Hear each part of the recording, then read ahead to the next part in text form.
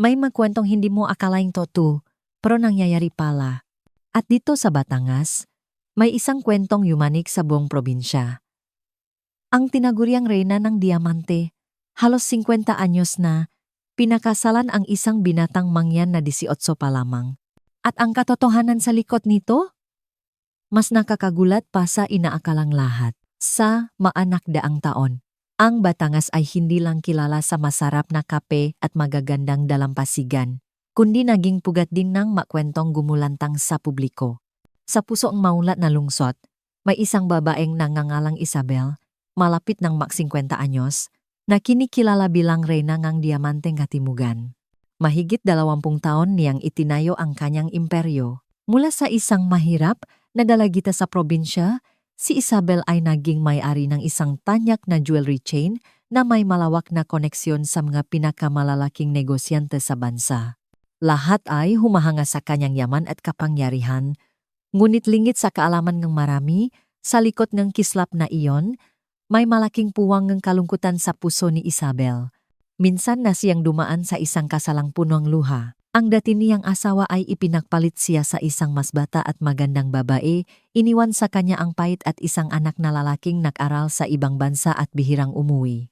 Sa loob ng maraming taon, ibinuhos na lang niya ang kanyang oras sa trabaho. Sa mga kontratang nakakahalaga ng milyon-milyong piso, pilit niyang kinalimutan ang pakiramdam ng pag-iisa. Ang makaibigan niyang kaedad niya ay masaya ng kapiling ang kanilang mga anak at apo. Tanging siya na lang ang mag-isa sa kanyang malawak na mansyon. Sa gabi, ang lamig ay umaabot sa kanyang ngabuto at madalas niyang tanungin ang sarili, para saan pa ang maraming pera kung ang puso ko'y walang masandalan? At sa pagkakataong iyon, tila itinada na siyang makilala si Buster, isang binatang mangyan na 18 anyos mula sa isang liblib na nayon sa kabundukan ng Mindoro. Pawis na pawis si Buster. Ang mapalat niyang magaspang ay abala sa pagiging construction worker sa isang proyektong pag-aringang kumpanya ni Isabel. Napansin niya ang binata, hindi dahil sa taglay nitong itsura, kundi dahil sa mga mata nitong may dalisay na sinseridad at sa pambihirang kasipagan para sa isang murang edad. Nang alamin niya ang kalagayan nito, nalaman ni Isabel na maagang tumigil sa pag-aral si Buster para magtrabaho. Ang ama niya ay may malubhang sakit matapos ang maraming taong pagtatrabaho sa minahan, habang ang kanyang ina ay halos hindi makasapat ang kinikita sa pagsasaka para sa kanilang pagkain. Si Bast ang panganay, pasan-pasan ang responsibilidad para sa buong pamilya. Sa umagay construction worker, sa gabi ipahinante para may pambiling ng gamot para sa ama. Ang kwentong iyon ay napalambot sa pusong bakal ni Isabel. Nakita niya ang anino ang kanyang sariling kabataan sa binata. Dumanas din siyang hirap, minaliit, at nangarap na baguhin ang kanyang buhay. Sinimulan ni Isabel na tulungan si Baste. Sa una, ilang pagkain at damit. Sumunod, ang prang pambayat sa ospital ng manito. Nahihiya si Baste. Ilang beses tumanggi, ngunit sa huli ay tinanggap din. Dahil alam niyang ito ay kabutihang loob, hindi awa. Sa puso ni Baste, ang mayamang babay ay naging isang biyaya, isang sandigan na hindi niya inaasahan. Lumipas ang panahon, at ang ugnayan nina Isabel at Bast ay lalong naging malinaw. Sa mata ang iba, isa siyang reyna ang diamante at isang mahirap na binatang katutubo. Ngunit silang dalawa lang ang nakakaramdam ng kakaibang koneksyon sa kanilang nga puso. Nakita ni Isabel kay Basta ang katapatan na matagal na niyang hinahanap. Habang si Basta naman, sa gitna ng karangyaan na kayang bumulak sa sinuman, ay nakahanap kay Isabel ng pagmamahal at pagpapahalaga na hindi pa niya naranasan. Hanggang isang araw, isang balita ang yumanig sa buong Batangas. Ang reyna ng diamante na halos 50 anyos ay magpapakasal sa binatang mangyan na 18 anyos pagkatapos ng Pasko. Nagsimula ang bulong-bulungan, may mga nanunuya, may mga usisro, matanda, bata, mayaman, mahirap, amo, trabahador. Lahat ng agwat ay tila nagtakpo sa kakaibang kasalang ito. Walang naniwala hanggat hindi na ipamahagi ang mga imbitasyon. At dito, opisyal na nagsimula ang kwentong gumimbal sa Batangas, na nagdala ng sunod-sunod na pangyayaring hindi inaasahan ng sinuman. Ang balita tungkol sa pagpapakasal ni Isabel, ang reyna ng diamante na malapit ng Mak 50, kay Buster, ang binatang taga-bundok na 18 anyos pa lamang, ay mabilis na kumalat sa buong lungsod ng Batangas. Sa loob lang ilang araw, mula sa mga sosyal na kapihan sa sentro hanggang sa mga simpleng tindahan sa kanto, ito na ang pinag-usapan. Kakaunti ang pumuri, marami ang kumutya. Tinawag nila itong pinakakakatuwang kasalan ng taon. Sa matang ng publiko, si Isabel ay simbolong yaman at kapangyarihan. Nagtataglay siya ngang sunod-sunod na tindahan ng alahas at madalas makita sa mga magagarbong pagtitipon kasama ang mga elit. Ang isang babaeng halos 50 anyos na ay dapat para sa isang matagumpay na negosyante, isang lalaking katumbas niya sa edad at estado sa buhay.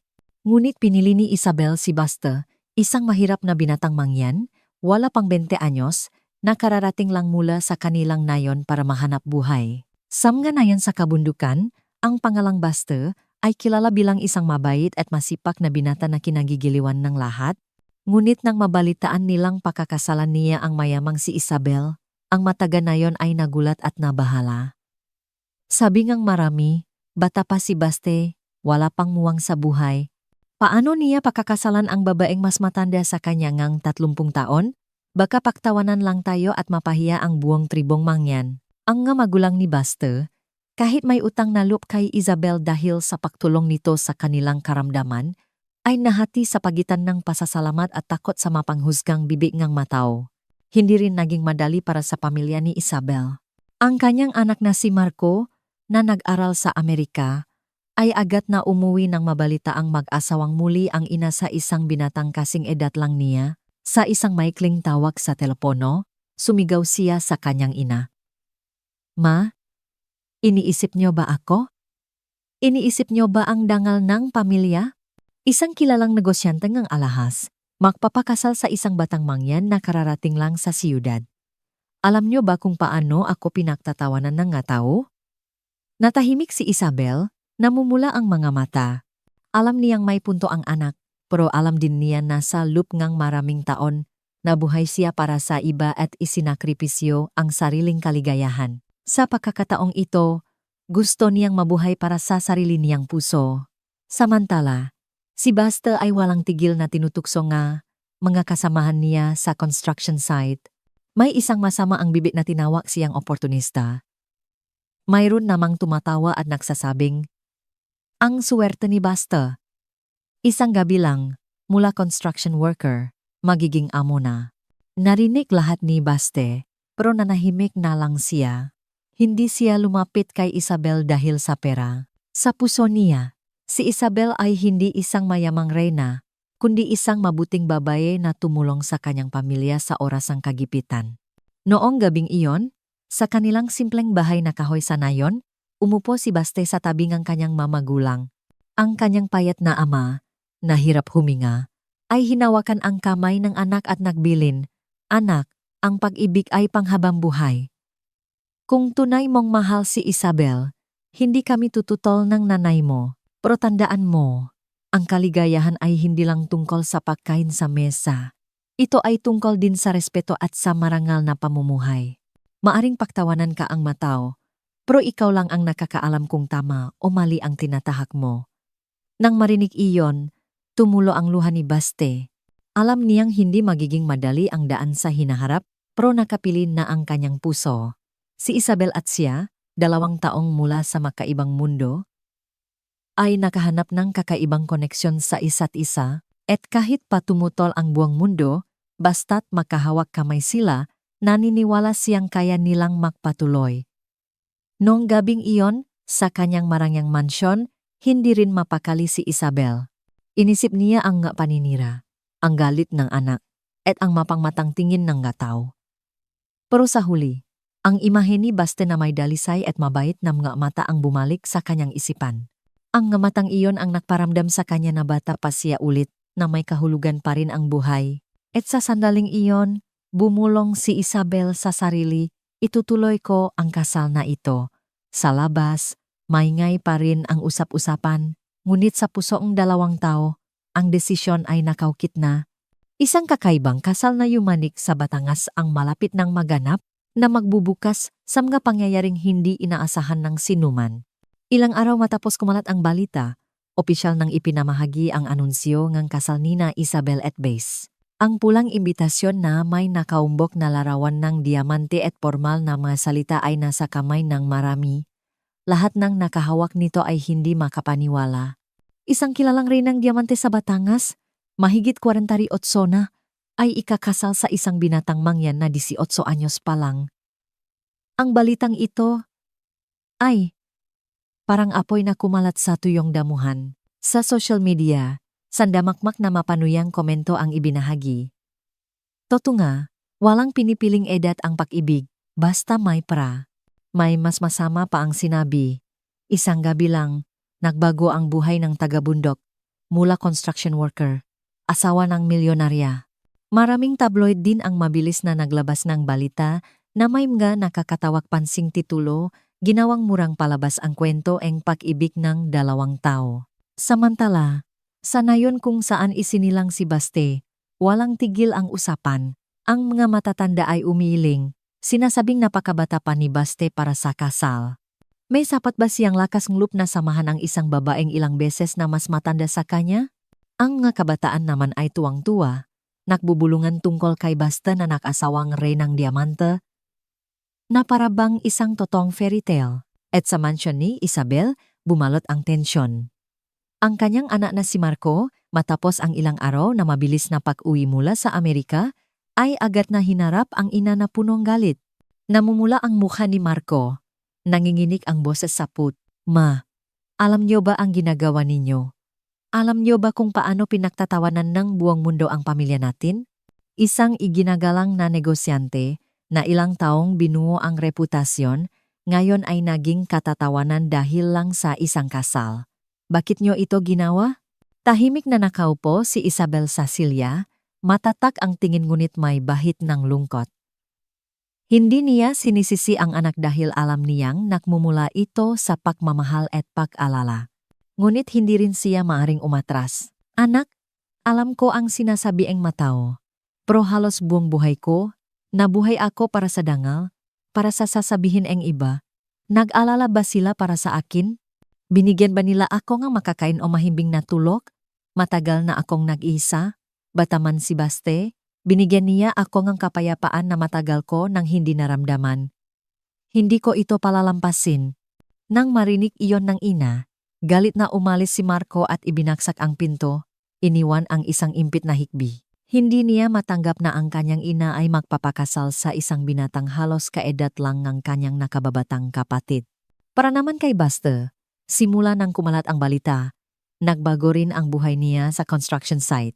Wala nang tumitingin sa kanya bilang isang mahirap na trabahador. Sa halip, napalitan ito ang mapanuring tingin at mapanuyang bulungan.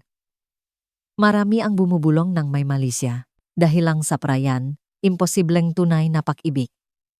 Mayroon pang sinasadyang tawagin, si Baste, na sa pilitang nobyo, na nagpapapula sa mukha niya at nagpapayuko. Sa gabi, sa kanyang maliit na nirarantahang kwarto, hindi makatulog si Baste. Naisip niya ang kanyang mamagulang, si Isabel, at ang kahihiyan na unti-unting kumakain sa kanyang pagkatao. Karapat-dapat ba siya? May sapat ba siyang lakas ng loob para protektahan ang babaeng tumulong sa kanya? Ngunit naalala niya ang sinabi ng kanyang ama sa malamig na gabi sa kanilang nayon, kailangan mo lang maging tapat. Maaring pagtawanan ka ng mga tao, pero ikaw lang ang nakakaalam kung tama o mali ang tinatahak mo.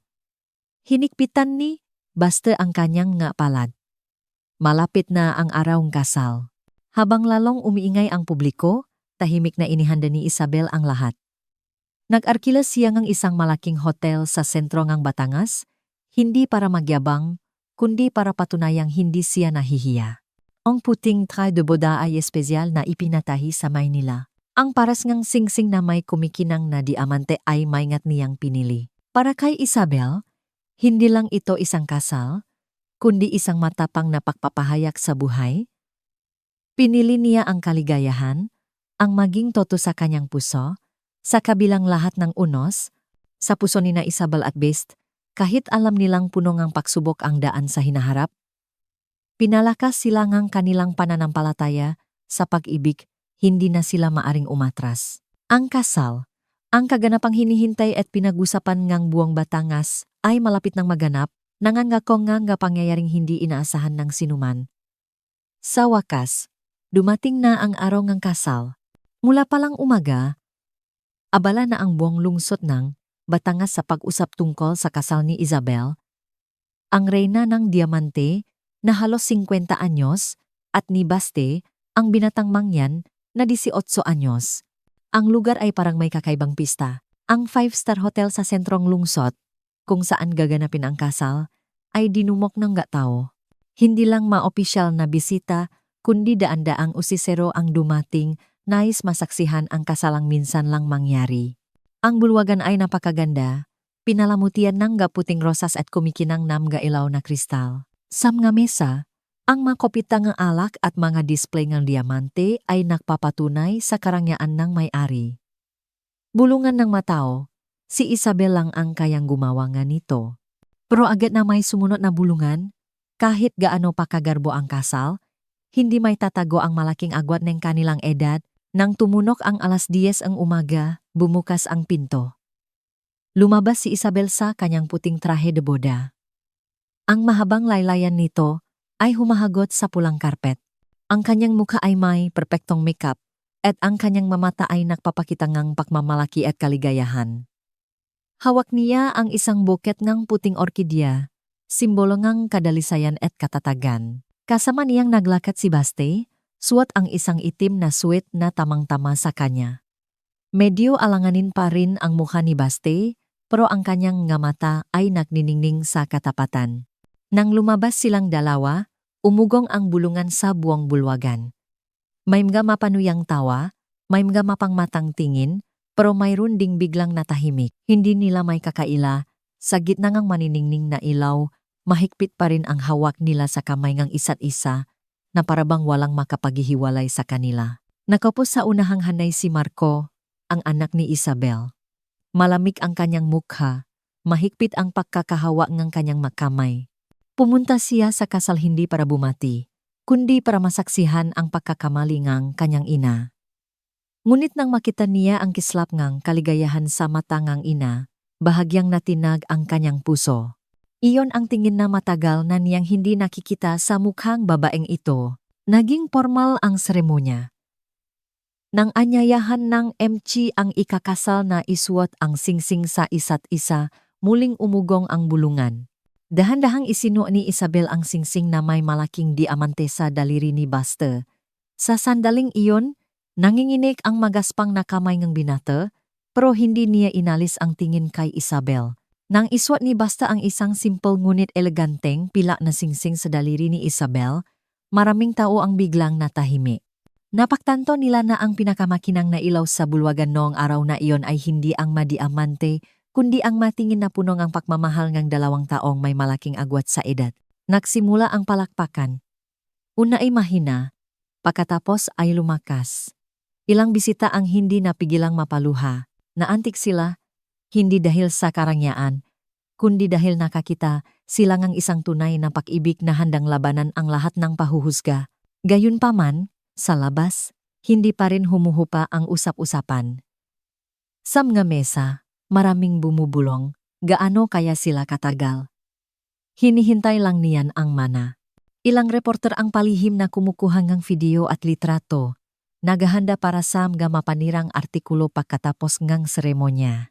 Ngunit sa sandaling tumuntong sila sa entablado, wala nang pakialam sina Isabel at Baste. Para sa kanila, ngayon ang simula, ang panunumpa na mamumuhay ng magkasama sa kabila ng lahat ng unos. Tiningnan ni Isabel si Bess, nanginginig ngunit desidido ang kanyang boses, "Salamat at dumating ka sa buhay ko. Binigyan mo ako ang paniniwala na karapat-dapat pa rin akong maging masaya." Hinipitan ni Baste ang kamay ni Isabel at sumagot, maikli ngunit matatag, "Pangako, hindi na kita hahayaang maisa." Umugong ang palakpakan na parang kulok. Ang kasalang yumanik sa Batangas ay opisyal nang naganap, nagtapos sa isang matamis na halik sa pagitan ngang dalawang taong tila imposible sanang magsama. Ngunit lingit sa kaalaman ng marami, iyon din ang simula ng sunod-sunod na matitinding pagsubok na naghihintay sa kanila. Nakalipas na ang kasal, pero hindi pa rin humuhupa ang usap-usapan. Ang diaryo, social media, at maging ang ngakwentuhan sa kanto ay araw-araw pa ring binabanggit sina Isabel, ang reyna ang diamante, at ang binatang mangyan na 18 anyos na si Baste. Pinag-usapan nila ang bawat detalye. Mula sa trahe de boda na may diamante, sa kumikinang na singsing, hanggang sa magaspang na kamay ng nobyo, lahat ay naging paksang panunuri. May isang mapait na nagsabi, langit at lupa sila. Magpapakasal ngayon, pero maghihiwalay din bukas. Habang nag-ingay ang publiko, nagsimula na ang bagong yugto sa buhay may asawa ni na Isabel at Baste. Mula sa isang binatang sanay sa simpleng bahay na kahoy, kailangan na ngayong masanay ni Baste sa isang mansyon na libu-libong metro kwadrado ang laki, kung saan bawat sulok ay kumikinang sa mamamahaling bato. Sa umaga, sa halip na gumising para magtrabaho sa construction, inihahanda ng kasambahay ang kanyang masaganang almusal. Ang malaking kama na may puting sapin at ang kumpletong pasilidad sa kwarto ay nakparamdam kay Baste na tila nananaginip siya. Ngunit ang unang saya ay agad na nahaluan ng bigat. Sa tuwing lalabas siyang bahay kasama si Isabel, ramdam niya ang mapanuring tingin sa supermarket, sa restauran, at maging sa kalye, may mga lilingon at magtuturo. May ilan ding direktang magpaparinig sa harap niya. Ang swerte naman niya. Sa edad na 18, nakapangasawang reynang diamante, yumuyuko si Baste, mahigpit na kinakagat ang labi, pero kumukulo ang kanyang kalooban. Alam niyang siya ang pinatatamaan ng salitang iyon. Sa loob ng bahay, hindi rin mas maganda ang sitwasyon. Si Marco, ang anak ni Isabel, ay nanatiling malamig simula ng umuwi. Tingin niya kay Baste ay isang magnanakaong ina. Sa bawat hapunan, ilang subo lang si Marco at tatayo na, may malamig na tingin para sa binata. Isang beses, hindi na niya napigilan ang sarili. Ibinagsak niya ang kanyang kubierto sa mesa at nagsalita ng may diin, "Sino ka sa tingin mo para umupo sa mesang ito? Ang lugar na ito ay hindi para sa isang construction worker mula sa bundok."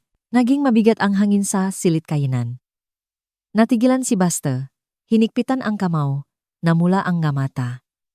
Nang makita ito ni Isabel, nagsalita siya, "Marco, sumusobra ka na. Kahit anong mangyari, asawa ko si Baste, at bahagi na siya ng pamilyang ito, dapat mo siyang igalang." Pero hindi sumuko si Marco, ngumisi ng mapait. "Ang nakikita ko lang ay ibinababa ninyo ang inyong sarili, ma. Gawin ninyo ang gusto ninyo, pero huwag ninyong asahan na tatawagin kong ama ang isang batang halos kaedad lang ng kapatid ko." Nanahimik si Baste. Kumirot ang kanyang puso, pero alam niyang hindi siya maaring makipagtalo. Alam niyang hindi madaling burahin ang pagtutol na ito.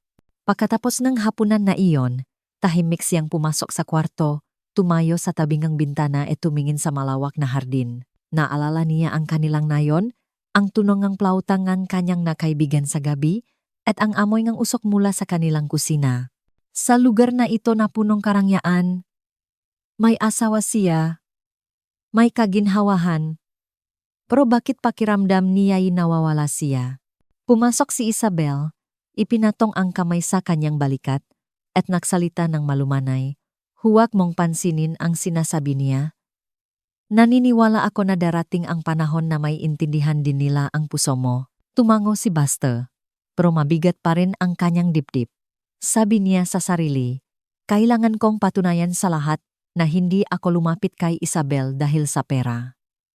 Kailangan kong tumayo sa sarili kong mga paa."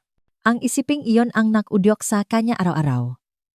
Gayunpaman, sa labas, hindi pa tumitigil ang maisyu. Ilang kakumpetensya sa negosyo ng alahas ang nagsimulang gamitin ang iskandalong ito para siraan si Isabel. Nagpakalat sila ang tsismis na wala na raw sa tamang pag-isip si Isabel, na hinahayaan niyang kontrolin siya ang emosyon, at malapit nang mapunta sa kamay ng iba ang kanyang kumpanya. Sa loob ng kumpanya, ilang empleyado ang nagbubulungan sa likod ng kanilang amo. May ilan pang nagbabalak na magtaksil. Alam ni Isabel na paparating ang unos, Alam niyang hindi maliit ang halaga ng kanyang pinili, pero kapag nakikita niya si Buster, ang binatang may dalisay na mga mata na handang harapin ang lahat kasama niya, nararamdaman niyang sulit pa rin ang kanyang desisyon.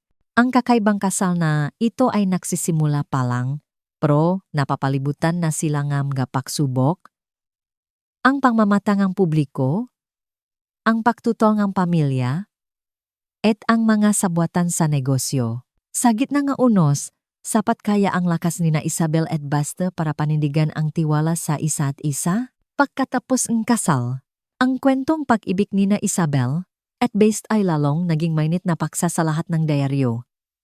Mula sa mga tindahan, sa kanto hanggang sa mga sosyal na restoran, walang tigil ang usapan.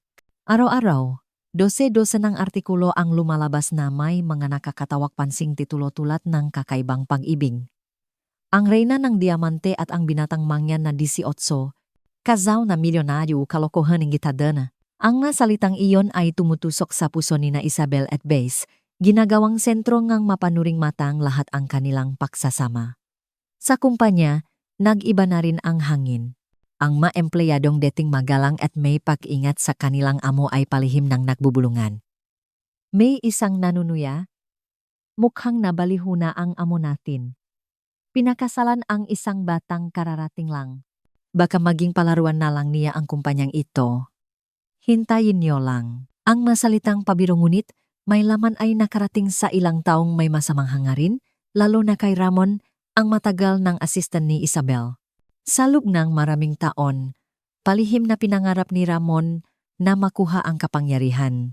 Nang makita niyang bumabagsak ang reputasyon ni Isabel, dahil sa mga kritisismo, agad siyang nakaisip ng paraan para samantalahin ang sitwasyon. Sa harap ni Isabel, nagpapakita pa rin si Ramon ng katapatan. Pero sa likod, palihim siyang nangongolekta ng nga sismis at nagpapakalat pa ng gagawa-gawang kwento tungkol kay Baste. Para naman kay Baste, ang buhay pagkatapos ngang kasal ay hindi naging kasing ganda ngang inaasahan niya. Sa tuwing lalabas siya kasama si Isabel, lagi siyang nakakarinig ng gapanunuya. Ang swerte naman niya. Dating construction worker, ngayon asawa na ng reyna ng diamante. Gaano kaya sila katagal? O baka hinihintay lang niya ang mana bago umalis? Yumuyuko si Basta habang naglalakad. Namumula ang mukha sa hiya. Hindi siya sanay sa ganitong uringang panunuri. Sa kanilang nayon, simple ang buhay ng matao. Walang nagtuturuan ng daliri. Ngayon, bawat tingin, bawat bulong, ay parang punyal na tumutusok sa kanyang puso. Isang gabi, pauwi niya sa mansyon, nakita ni Isabel ang kanyang asawa na tahimik na nakaupo sa balkonahe, malayo ang tingin. Umupo siya sa tabi nito at marahang nagtanong, "Malungkot ka na naman ba?" Dahan-dahang tumango si Buster. "Pakiramdam ko, pabigat lang ako sa iyo. Ako ang sinisiraan nila, pero sa huli, ikaw ang mas nasasaktan. Natatakot ako na baka isang araw, hindi ko nakayanin." Hinawakan ni Isabel ang kamay ni Baste, nanginginig ang boses. "Huwag mong isipin yan. Marami na akong pinagdaan ng unos, pero hindi pa ako naging ganito kasaya. Hayaan mo silang magsalita. Tayo lang ang nakakaalam ng tunay nating nararamdaman." Napayak si Basta sa mga salitang iyon, pero sa kaibuturan ng kanyang puso mayroon pa ring takot. "Kailangan kong gumawa ng paraan para patunayan sa lahat na hindi ako lumapit sa iyo dahil sa pera." Habang nagsisikap sina Isabel at Base na protektahan ang kanilang kaligayahan, sa kumpanya, lalong lumalaganap ang mga masasamang sismis. Ilang malalaking kliyente ang nagsimulang mag-atubili sa pakikipag-ugnayan. Nangangamba sila na ang imahe ng amo na nagpakasal sa isang mas bata ay makakaapekto sa matagal ng tata ng kanilang maalahas. Ang kasukdulan ay nang mag-publish ang isang online na diaryo, ang isang masamang artikulo na may kasamang larawan mula sa kasal at isang mapanuyang caption, "Diamante at bato, magtatagal kaya?" Binasa ni Isabel ang artikulong iyon sa kanyang opisina, nanginginig ang nga kamay. Alam niyang hindi lang ito panunuya, kundi isang atake sa kanyang dangal at karera. Sa labas, masipak na nagbabasa at nagsasanay sumulat si Basta sinusubukang matuto para makaagapay sa bagong buhay. Ang imaheng iyon ang nagpatatak sa puso ni Isabel. Sabi niya sa sarili, kahit anong sabihin ng mundo, kailangan kong manatiling matatak. Pinili ko ang daang ito, kaya't kailangan kong lakbayin hanggang dulo. Ngunit hindi niya alam na sa loob mismong kanyang kumpanya, may isang taong nagbabalak na itulak sila ni Baste sa bingit ng kapahamakan. Matapos ang ilang gabing pag-isip, nakpasya si Isabel na hindi na niya hahayaang magdusa ang kanyang asawa sa mapangmatang tingin ng matao. Alam niya, kapag napatunayan na ni Baste ang kanyang sarili, unti-unting magbabago ang pananaw ng publiko. Isang umaga, sa kanilang malawak na silid-kainan, habang alanganin pa si Baste sa kanyang formal na kasuotan, marahang nagsalita si Isabel, "Baste, gusto kong subukan mong magtrabaho sa kumpanya. Hindi kailangan ng malaking posisyon, simpleng gawain lang para matuto ka. Ito rin ay paraan para makita nga tao na hindi ka lang umaasa sa akin." Nang marinig iyon, natigilan si Baste. Ang ideya na pumasok sa magarbong mundo na iyon ay nagdulot sa kanyang kaba at pananabik. Pero nang makita niya ang determinasyon sa mata ni Isabel, tumango siya, "Susubukan ko." Sa unang araw ni Baste, sa kumpanya, nakagulo ang buong opisina. Matagal ng paboritong paksa ang sismisan ang batang asawang amo. Ngayon, lumitaw siya na may alanganing kilos, medyo lukot pa ang puting damit, at ang mamatang itim ay pilit na pinapanatili ang kalmado na nagpangiti sa marami. May bumulong, talagang hindi binitawan ng amo. Dinala pa ang asawa sa kumpanya. Tingnan natin kung gaano katagal ang taga-bundok na ito. Walang pakialam si Isabel. Inilagay niya si Baste sa warehouse department na namamahala sa pag-imbentaryo ng mga produkto at simpleng paperworks. Para sa kanya, ito ang tamang lugar para masanay si Baste, matutunan ang pagiging maingat at disiplinado. Sa mga unang araw, napakatorpe ni Baste. Sanay siyang humawak ng pala at martilyo, hindi nga papel at computer.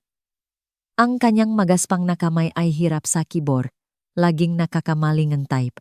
Isang araw, nakamali siya ngang bilang sa imbentaryo na naging sanhi ng pag-ulit ng buong team.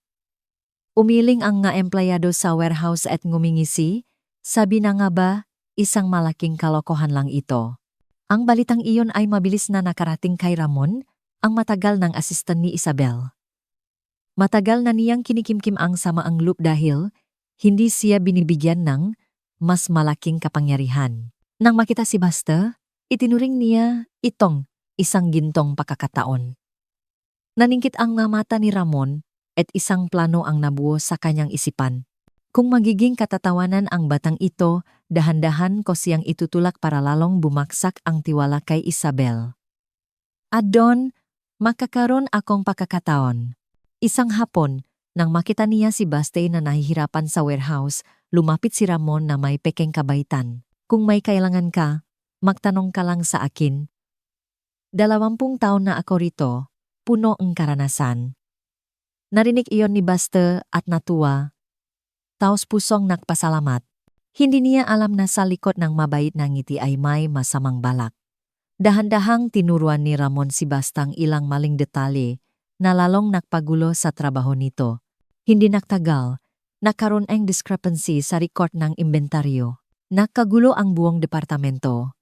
At ang mga empleyadong nainis ay lalong nakaroon ng dahilan para manisi. Asawa nga naman ng amo, walang alam pero inuna. Ang sismis ay kumalat hanggang sa mga kliyente sa labas. May isang nanunuya, ang sikat na kumpanyang alahas, ipinakatiwala sa isang 18 anyos ang inventaryo. Hindi nakapagtataka kung bakit bumabagsak ang reputasyon. Noong gabing iyon, tahimik na nakaupo si Baste sa kanyang kwarto, tulala ang mukha. Pakiramdam niya'y wala siyang silbi, isang pabigat tulad ng sinasabi ng mga tao. Nang pumasok si Isabel at nakita ang nakayukong asawa, marahan niyang hinawakan ang kamay nito, huwag kang panghinaan ng loop. Lahat ay nakakamali. Ang mahalaga ay maging matiyaga. Naniniwala ako sa iyo. Napaluha si Baste.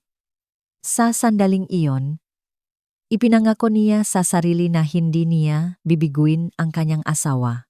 Ngunit hindi niya alam na ang tunay na unos ay nagsisimula pa lang. Naitanim na ni Ramon ang lason at hinihintay na lang niya itong maging isang apoy na tutupo sa reputasyon at kaligayahan ni Isabel. Matapos ang mahigit isang buwan sa kumpanya ni Isabel, unti-unti nang nasasanay si Basta sa takbong trabaho. Hindi na siya kasing torpe tulad ng dati, pero hindi pa rin maiwasan ang maliliit na pagkakamali. Para sa isang binatang taga-bundok na kararating lang mula sa hirap, ang marangyang opisina na puno nga patakaran at mapanuring tingin ay isang ganap na ibang mundo. Tuwing umaga, kapag suot niya ang kanyang damit pang-opisina at kasama si Isabel papunta sa kumpanya, ramdam niya ang nga matang nakasunod sa kanya, puno ngang pag-usisa at pangmamata. May mga magalang na bumabati kay Isabel, pero kapag sa kanya na tumingin, tatango lang o agad na tatalikot. Ang matinging iyon ay nagparamdam kay Basta na para siyang isang anino sa tabingang isang mayaman at makapangyarihang babae.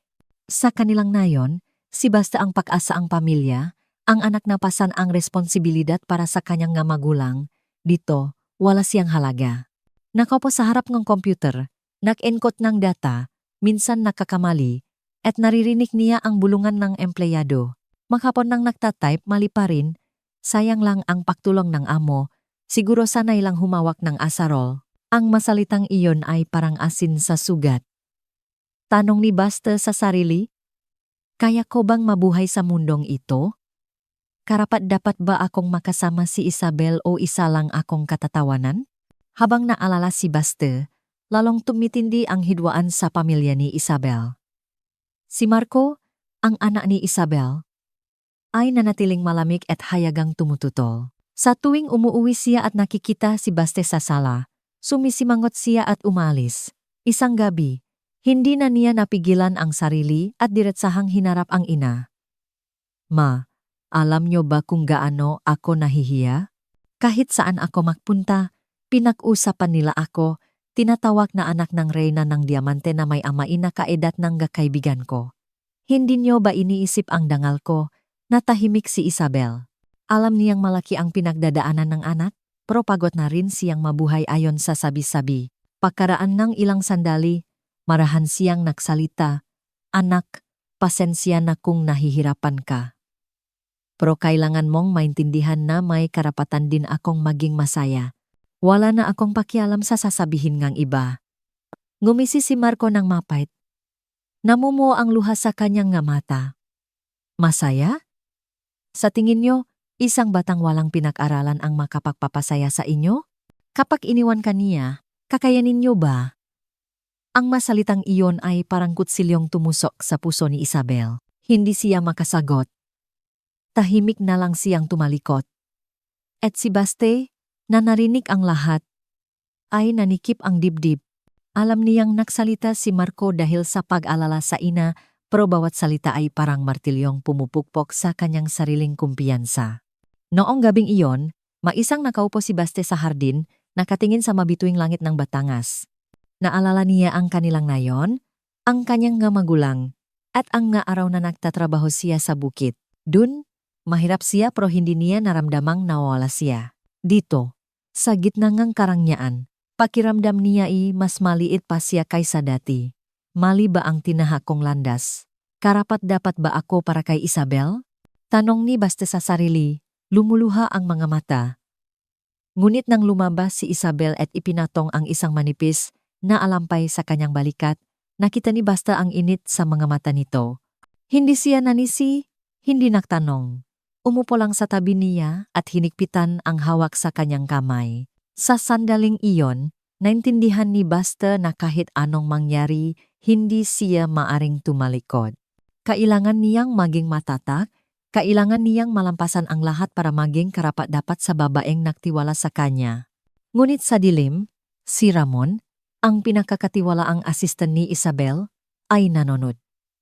Ngumisi siya ng mapait, at isang masamang ideya ang pumasok sa kanyang isipan, hayaan nating malunod ang batang iyan. Hindi magtatagal, lalamunin din siyang mundong ito, at kapag nangyari iyon, ang pagkakataon ay mapapasa akin. Ang buhay may asawa ni na Isabel at Based sa likod ng kislap ng kasal ay unti-unting nagpapakita nga hindi nakikitang lamat. Ang publiko, ang pamilya at ang galihim na sapwatan. Lahat ay nagtutulak sa kanila sa mas matitinding pagsubok. Ang balita tungkol sa kasal ni na Isabel at Based ay hindi lang gumawa ngang ingay sa lungsod ng Batangas, kundi umabot din sa nayon kung saan isinilang si Baste. Sa tuwing may bababa mula sa bayan na may dalang dayaryo o kwento, nakakagulo ang buong nayon. Talagang nakbago na ang buhay ni Baste. Manugang na siyang reyna ng diamante, pero marami rin ang umiiling. Mayaman nga, pero nag-asawa ng mas matanda ng 30 taon. Paano kaya sila mamumuhay ng mapayapa? Narinig ng mamagulang ni Baste ang mausapang iyon at bumigat ang kanilang kaloban. Ang kanyang may sakit na ama, na payat at hirap huminga sa tabi nga apoy, ay marahang nagsalita sa asawa, may punto rin sila. 18 pa lang siya, mahaba pa ang buhay niya. Kakayanin kaya niya ang lahat ng paninira para makasama ang babaeng iyon. Pinunasan ng ina ang kanyang luha at tahimik na sumagot, pero desisyon na niya iyon. At saka, kung wala si Isabel, baka hindi ka na gumaling. May utang na loob tayo sa kanya. Gayunpaman, nanatiling mabigat ang kanilang pag-aalala. Nagpasya silang dalawa na bumaba sa lungsod para bisitahin ang anak at alamin ang katotohanan. Nang dumating ang kanyang nga magulang sa harap ngang marangyang mansyon, hindi napigilan ni Baste na maantik. Tumakbo siya para salubungin sila. Niyakap ang ina ng mahigpit at sinabing, "Nay, te, miss na miss ko na po kayo." Magili na tinanggap ni Isabel ang kanyang mabiyenan, inihanda ang kanilang silit at inasikaso ang bawat pagkain. Pero sa pusong galawang matanda, mayroon pa ring alalahanin. Napansin nila na kahit nabubuhay sa yaman si Baste, malungkot pa rin ang kanyang nga mata at bihira siyang ngumiti. Noong gabing iyon, tinawa nga magulang ang anak sa hardin at umupo sa ilalim ng buwan. Umubong ilang beses ang ama at nagsalita ng may lalim, "Baste, sabihin mo ang totoo sa amin. Masaya ka ba? Marami kaming naririnig na sismis, natatakot kami na baka hindi mo na kaya." Nang marinig iyon, namula ang mamata ni Baste. Yumuko siya at nanahimik ng matagal bago sumagot, "Tunay po ang pagmamahal ko kay Isabel. Pero totoo po, pagod na ako. Sa tuwing lalabas ako, laging may nagtuturo at nanunuya. Sa kumpanya, laging minaliit ang ginagawa ko. Sa bahay, galit sa akin si Kuya Marco. Minsan, pakiramdam ko hindi na ako makahinga. Pero kung iwan ko siya, natatakot akong mag-isa na naman siya. Hindi ko kaya." Hinawakan ng ina ang kamay ng anak. "Anak, hindi ka namin pipilitin. Ang gusto lang namin ay tandaan mo na ang kasal ay dapat magbigay sa iyo ng kapayapaan. Kung nagsasakripisyo ka dahil sa pagmamahal, siguraduhin mong mahal ka rin niya talaga, hindi lang dahil sa buksong damdamin." Ang masalitang kanyang ina ay nagpanikip sa dibdib ni Baste. Alam niyang mahal siya ni Isabel, pero lagi siyang kulang sa tiwala sa sarili. Sa kanyang puso, bigla siyang nahangat na patunayan ang kanyang halaga, hindi lang sa publiko, kundi pati na rin sa kanyang nga magulang. Samantala, sa sala, nakikipag-usap si Isabel sa mga magulang ni Baste. Diretsahang nagsalita ang ama. "Ginang, may utang na loob kami sa inyo. Hinding-hindi namin iyon malilimutan. Pero may isang bagay lang akong hihilingin sa inyo. Mahalin ninyo ang anak namin ng toto. Huwag ninyo siyang hayaang maging katatawanan." 18 pa lang siya, napakasensitibo pa. Nanginginig ang boses ni Isabel nang sumagot ng may determinasyon, "Makakaasa po kayo. Hindi ko dinala si Baste sa buhay ko para gawing katatawanan. Mahal ko siya at poprotektahan ko siya sa abot ng aking makakaya." Noong gabing iyon, nang makapasok na sa silid ang kanyang mabiyenan, umupo si Isabel kasama si Baste sa beranda. Malamig ang hangin, pero mabigat ang kanilang kaloban. Marahang nagsalita si Isabel, "Nakikita mo, nag-alala ang mamagulang mo. Kailangan nating patunayan sa kanila at sa lahat na ang pag-ibig na ito ay hindi isang pagkakamali." Tumango si Baste, may determinasyon sa kanyang nga mata, pero sa kaibuturan ng kanyang puso, Naririnig pa rin niya ang masalitang kanyang mamagulang.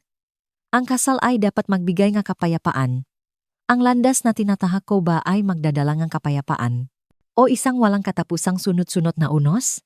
Sa dilim, sa labas ng gate ng mansyon, isang itim na kotse ang tahimik na huminto.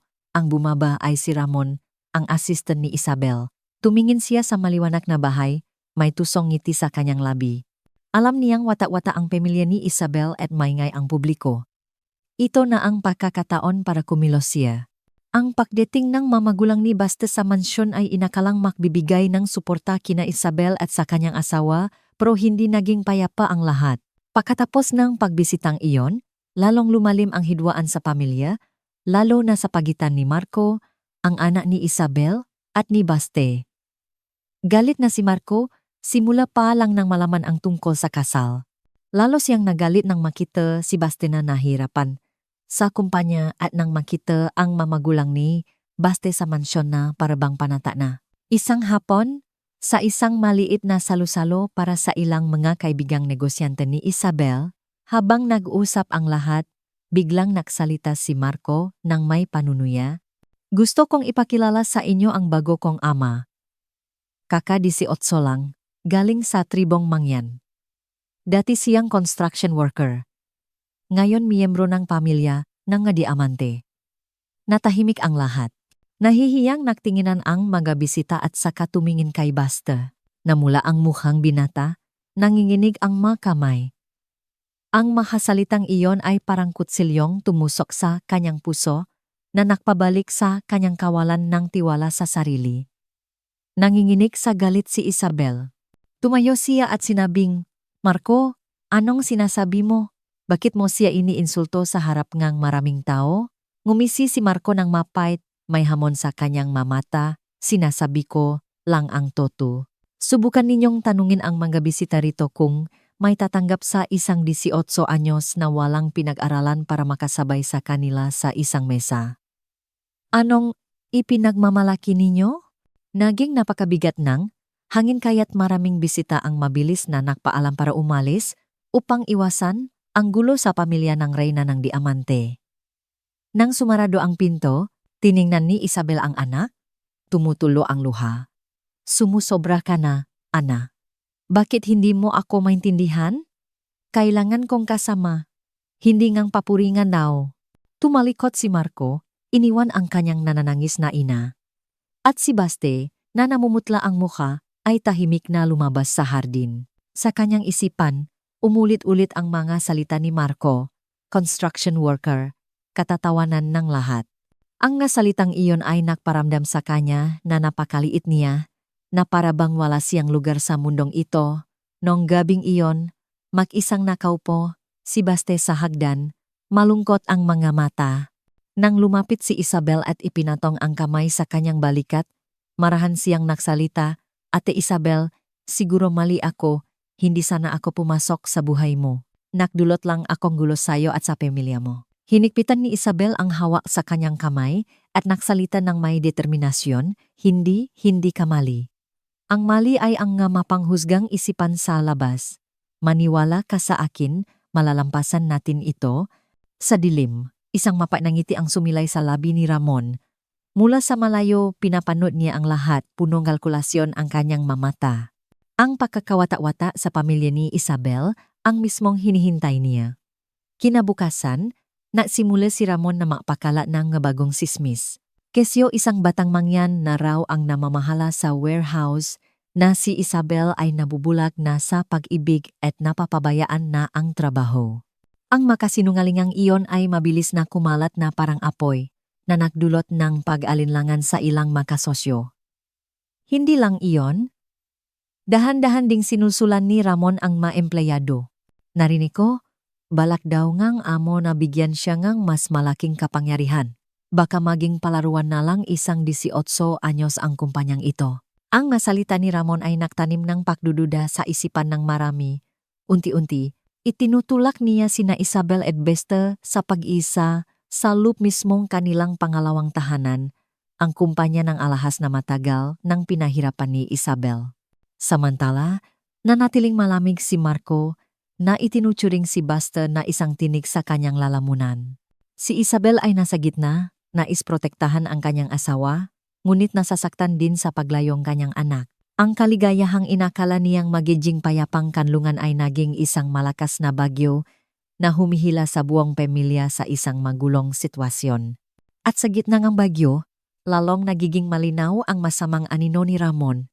Hindi lang siya nahihintay, kundi nahahanda na ring magpakawala ng kanyang unang mapanganib na atake para pabagsakin ang kanyang amo at itulak si Baste sa bingit ng kahihiyan.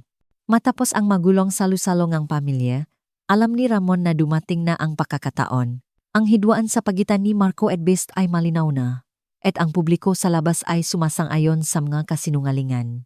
Kung mapapakawala pa siya ang isa pang matinding atake, mabilis niyang mapapabagsak ang reputasyon ni Isabel. Isang hapon, pumasok si Ramon sa warehouse kung saan masipak na nag-imbentaryo si Baste. Bawat maliit na kumikinang na diamante ay maingat na itinatala. Nakpakita si Ramon ng kabaitan, tinapik ang balikat ni Baste. Magaling ka na, pero tandaan mo, sa warehouse na ito, isang maliit na pagkakamali lang, tapos na ang karera ni Isabel. Mag-ingat ka. Tumingin si Baste at tumango, seryoso ang kanyang mata. Alam ko po, kaya't lagi kong sinusuri ng mabuti. Ngunit sa likod ng pagtangong iyon, ngumisi si Ramon ng mapait.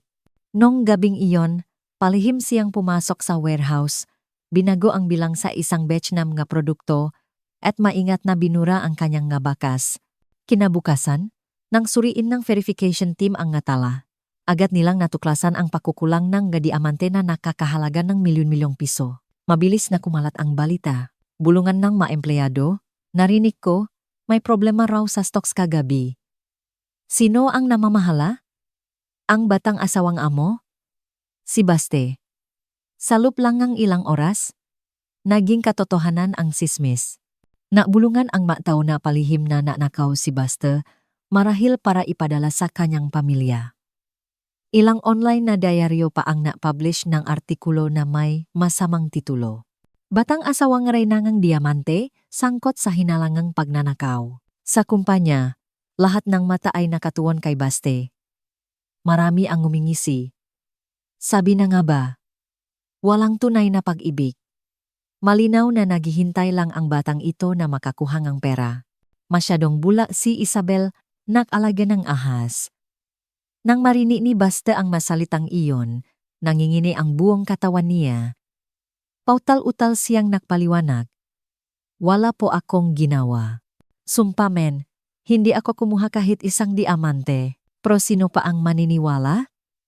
Ang mamapang matang tingin ay nagparamdam sa kanya na hindi na siya makahinga. Mabilis na nakarating ang balita kay Isabel.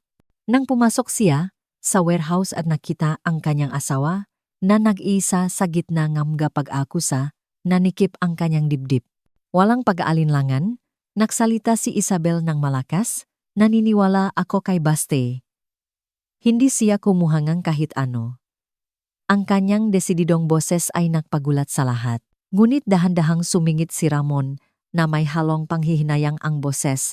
Ginang, alam kong nagtitiwala kayo sa kanya pero hindi nagsisinungaling ang nga numero. Nawawala ang makaprodukto. Kung hindi siya, sino? Naging napakatinding tensyon. Huminga ng malalim si Isabel. Tumingin siya ng diretso kay Ramon, malamig ang kanyang makamata.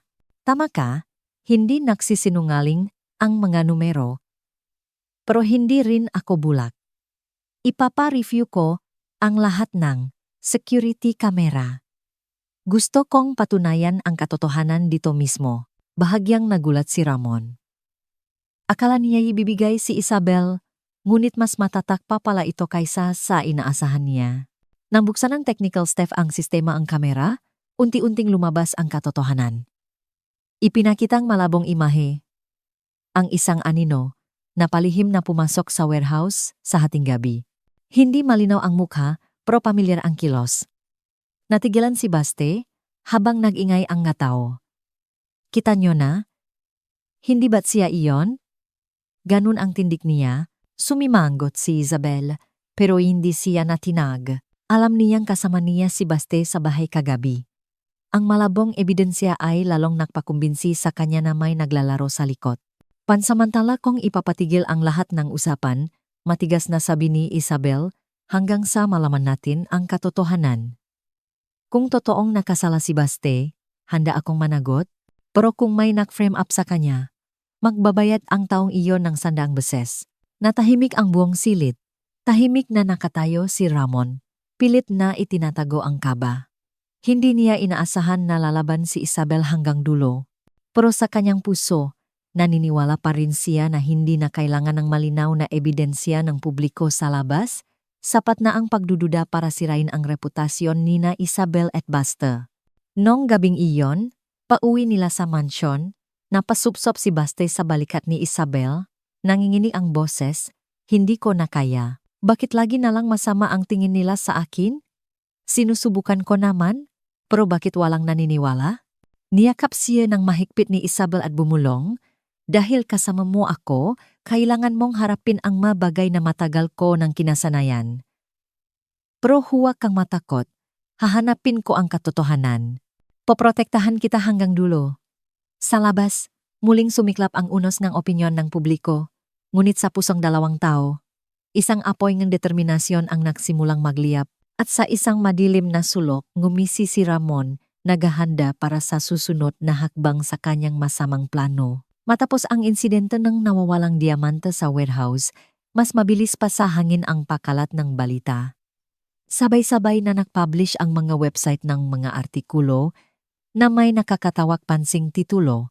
Batang mangyan na asawa ang reyna ang diamante, sangkot sa hinala ang pagnanakaw. Hindi pa natatagalan ang kasal, problema na agad ang dala. Ang malabong larawan mula sa kamera ay pinagduktong-duktong at nilagyan ng masamang komento na lalong nagpagulo sa publiko. Sa mga online forum, libu-libong komento ang lumitaw. Sabi ko na nga ba, dahil lang sa pra ang batang iyan. Kakakasal pa lang, may isyu na agad. Hindi ka panipaniwala, mayaman nga si Isabel, pero bulak. Hindi na katakataka ang ganitong resulta. Sa gitna ng unos ng publiko, inakala ng marami na mananahimik na lang si Isabel. Ngunit ginawa niya ang kabaliktaran. Nagpasya siyang magdaos ng isang press conference sa mismong opisina ng kumpanya. Noong araw na iyon, dumaksa ang media. Sunod-sunod ang flash ng mga kamera. Lahat ay nag-abang sa sasabihin ng reyna ng diamante tungkol sa iskandalong gumugulo sa buong bansa. Suot ang isang eleganteng puting suit, umakyat si Isabel sa entablado, kalmado ang mukha ngunit may determinasyon sa kanyang mamata. Matapos magpasalamat sa lahat, diretsahan siyang nagsalita, alam kong sa mga nagdaang araw, ang lahat ng pagdududa ay nakatuon sa aking asawa, si Baste. Ngunit nais kong linawin, si Baste ay walang kasalanan. Nasa bahay siya kasama ko noong gabing nangyari ang insidente. Ang imahe sa kamera ay malabo at hindi maring gamiting ebidensya para hatulan siya. Makikipagtulungan ako sa mga awtoridad para malaman ang katotohanan. Sino mang magpapakalat ng kasinungalingan, idedemanda ko. Nag-ingay ang buong silid, sunod-sunod ang tanong ng mga reporter. May ilan pang nang inis, ginang. Kung isang araw, ay malaman ninyong may kasalanan talaga ang inyong asawa, aminin ninyo ba na nagkamali kayo sa pagpapakasal sa isang 18 anyos? Ngumisi si Isabel ng mapait at sumagot ng may diin. Ang kasal ko ay hindi para pasayahin ang mundo. Tama man o mali, ako ang mananagot. Sa ngayon, naniniwala ako sa lalaking nasa tabi ko. Ang sagot na iyon ay nakpagulat sa marami. Napagtanto nila na sa likod ng kanyang kapangyarihan, si Isabel ay isang babaeng handang mabuhay at makmahal. Gayunpaman, sa malayo, nakaupo si Marco sa isang sulok ng silid, madilim ang mukha, habang naririnig niya ang ina, na hayagang ipinagtatanggol si Baste, lalo siyang nagalit. Noong gabing iyon, pauwi sa mansyon, hindi na napigilan ni Marco ang sarili at nagsalita ng may diin sa ina. Ma, alam niyo ba kung gaano ninyo ibinaba ang inyong sarili? Pinagtatawanan na kayo ngang buong mundo, pero ipinagtatanggol niyo pa rin ang batang iyan sa publiko. Iniisip niyo ba ang dangal ng pamilya? Iniisip niyo ba ako? Tiningnan ni Isabel ang anak, nanginginig ang boses. Marco, kailangan mong maintindihan. Hindi lang ako ang reyna ng diamante. Isa rin akong babae. Isang asawa. Hindi ko maaring talikuran ang taong mahal ko dahil lang sa sabi-sabi. Ngumisi si Marco ng mapait, may pait sa kanyang nga mata. Pag-ibig? Halos 50 na kayo? Samantalang siya 18 pa lang.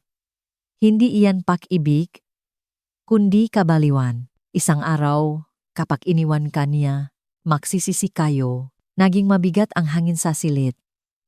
Nakatayo sa tabi si Buster, naririnig ang bawat salita, naninikip ang dibdib. Gusto niyang magsalita, magpaliwanag, pero kinagat na lang niya ang labi.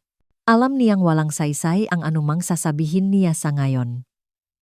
Pagsapit ngang gabi, mag-isang nakaupo si Isabel sa balkonahe, tulala ang mamatang nakatingin sa kalangitan ng Batangas.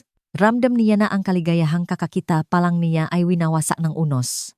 Ngunit sa kanyang puso, isang matigas na apoy ang nagliliyap.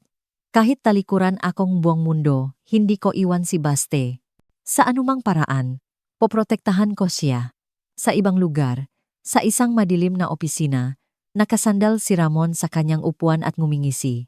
Alam niyang ang press conference ngayon ay lalo lang magpapainit sa issue. At kapag nagsimulang mawalan ng tiwala ang nga kliyente, kapag lalong tumutol ang anak ni Isabel, unti-unting maiwan na mag-isa ang Reynan Diamante. At iyon ang pagkakataong hinihintay niya. Pagkatapos ang press conference, hindi pa rin humupa ang issue. Sa internet, lalong dumami ang nga mapanuyang komento na nakatuon kay Baste. Saan man siya magpunta, nakikita niya ang mapanuring tingin at palihim na bulungan. Sa una, pinili ni Baste na manahimik, pero unti-unting naging pabigat ang pananahimik na iyon. Tanong niya sa sarili, kung habang buhay akong mabubuhay sa anino ni Isabel, paano ako igagalang ng matao? Isang gabi, pagkatapos ngang tawag ni Isabel tungkol sa trabaho, pumasok siya sa kwarto at nakita si Baste na nakaupo sa harap ng mesa, masipag na nagsusulat. Ang mapahina ay may mga mansa, at ang sulat ay parang sa isang batang nagsisimula pa lang. Nang makita ang asawa, tumingin si Baste, may determinasyon sa kanyang nga mata. Kailangan kong mag-aral ulit. Ayoko ng tawaging maswerteng construction worker. Gusto kong magkaroon ng sariling kakayahan, tumayo sa sarili kong nga paa. Natigilan si Isabel. Lumapit siya, ipinatong ang kamay sa balikat ng asawa, may pagmamahal at pagganga sa kanyang nga mata. Hindi mo kailangang patunayan ang sarili mo sa mundo. Sapat na sa akin na maging toto ka. Umiling si Baste, gusto kong patunayan sa'yo, sa mga magulang ko, at sa sarili ko. Simula nun, nakbago ang araw-araw na gawain ni Baste. Sa umaga, pumapasok pa rin siya sa kumpanya para tumulong sa warehouse. Sa hapon, nag-enroll siya sa isang alternative learning class malapit sa kanila. Sa gabi, kumuha siya ng isang kurso sa paggawa ng alahas na inirekomenda ng kaibigan ni Isabel. Ang makamay na sanay sa pala at martilyo ay nagsimulang mag-ukit ng mga bato. Ang unang hiwa ay sumugat sa kanyang daliri, dumugo, pero nagpatuloy pa rin si Baste.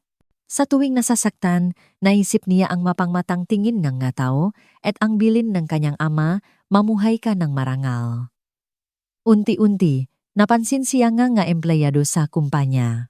Nakita nila na hindi iniwasan ni Baste ang mabigat na trabaho, nabubuhat pa rin ng produkto at maingat na nagtatala. Isang araw, malakas ang ulan at tumulo ang bubong ng warehouse. Sumugot si Baste kasama ang nga gwardiya para takpan ang nga produkto, basang-basa mula ulo hanggang paa. Napagtanto ng mga tao na ang asawan amo ay hindi lang pala umaasa. Ngunit sa isang sulok, hindi pa rin tumitigil si Ramon. Nakita niyang nagsisimula ng magustuhan ng ilang empleyado si Baste, kaya't agad siyang nagpakalat ng bagong sismis. Narinig ko, balak daw ni Isabel na ipamahala kay Baste ang isang buong tindahan. Parang ibinigay na niya ang buong negosyo sa isang 18 anyos. Mabilis na kumalat ang sismis at nagdulot ng tensyon sa kumpanya. Ilang matatagal ng empleyado ang nagalit, pakiramdam nila'y binalewala ang kanilang serbisyo.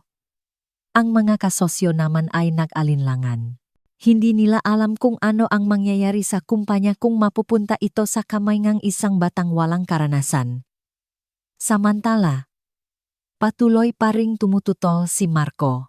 Isang beses, nakita niya si Baste na umuwi ng gabi, may magalos pa sa kamay dahil sa pag-aral. Ngumisi siya ng mapait.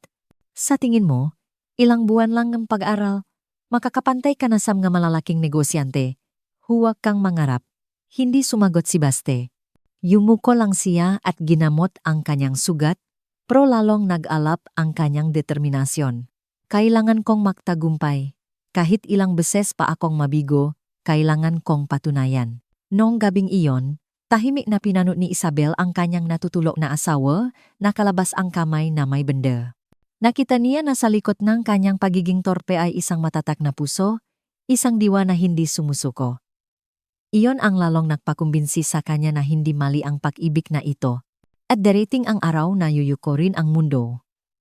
Sa labas, malakas pa rin ang alon ng opinyon ng publiko, ngunit sa mainit na ilaw ng kanilang mansyon, unti-unting nilalabanan ni na Isabel at Best ang lahat. Hindi nila alam na ang aninong nagnangalang Ramon ay nag-abang pa rin, naghihintay ng tamang oras para magpakawala ng kanyang susunod na masamang atake. Tahimik na lumipas ang panahon, at unti-unting pinatunayan ni Basta ang kanyang tiyaga. Ang ngagabing pearal sa paggawa. Nang alahas ay nagsimula ng magbunga. Sa una, ang kanyang magaspang na kamay ay laging nakakamali, pero dahil sa sipag, pag-aral, at pagsasanay hanggang sa magdugo ang nga kamay, unti-unti nang naging malinis ang kanyang mahiwa at nagkaroon pa ng sariling estilo. Isang guro sa klase ang nagulat at nagsabi, "May matalas kang mata. Medyo magaspang pa ang hiwa mo, pero nandun na ang diwa. Ipagpatuloy mo lang at magiging magaling kang manggagawa." Narinig iyon ni Basta at gumaan ang kanyang loob. Gabi-gabi, ipinapakita niya kay Isabel ang mabatong kanyang pinakinis. Tinitingnan ni Isabel ang asawa, nakniningning ang mamatas sa paganga. Alam niyang mahaba pa ang daan para kilalanin ng mundo si Basta, pero sapat na ang unang hakbang na ito para maniwala siya. Gayunpaman, habang nakakahanap ngang liwanag sina Isabel at Baste, sa gitna ngang unos, hindi pa rin nawawala ang galit ni Marco. Isang beses, pagkatapos ang trabaho, hindi sinasadyang narinig ni Marco ang ilang empleyado na nag-usap sa elevator. Parang si Assistant Ramon ang nakpakalat ng masamang sismis tungkol kay Baste. O nga, nakapagtataka. Siya lang ang may susi sa warehouse para makapasok sa hating gabi, pero sino ang maglalakas loob na magsalita? Nang marinig iyon, natigilan si Marco, isang pagdududa ang nabuo sa kanyang isipan.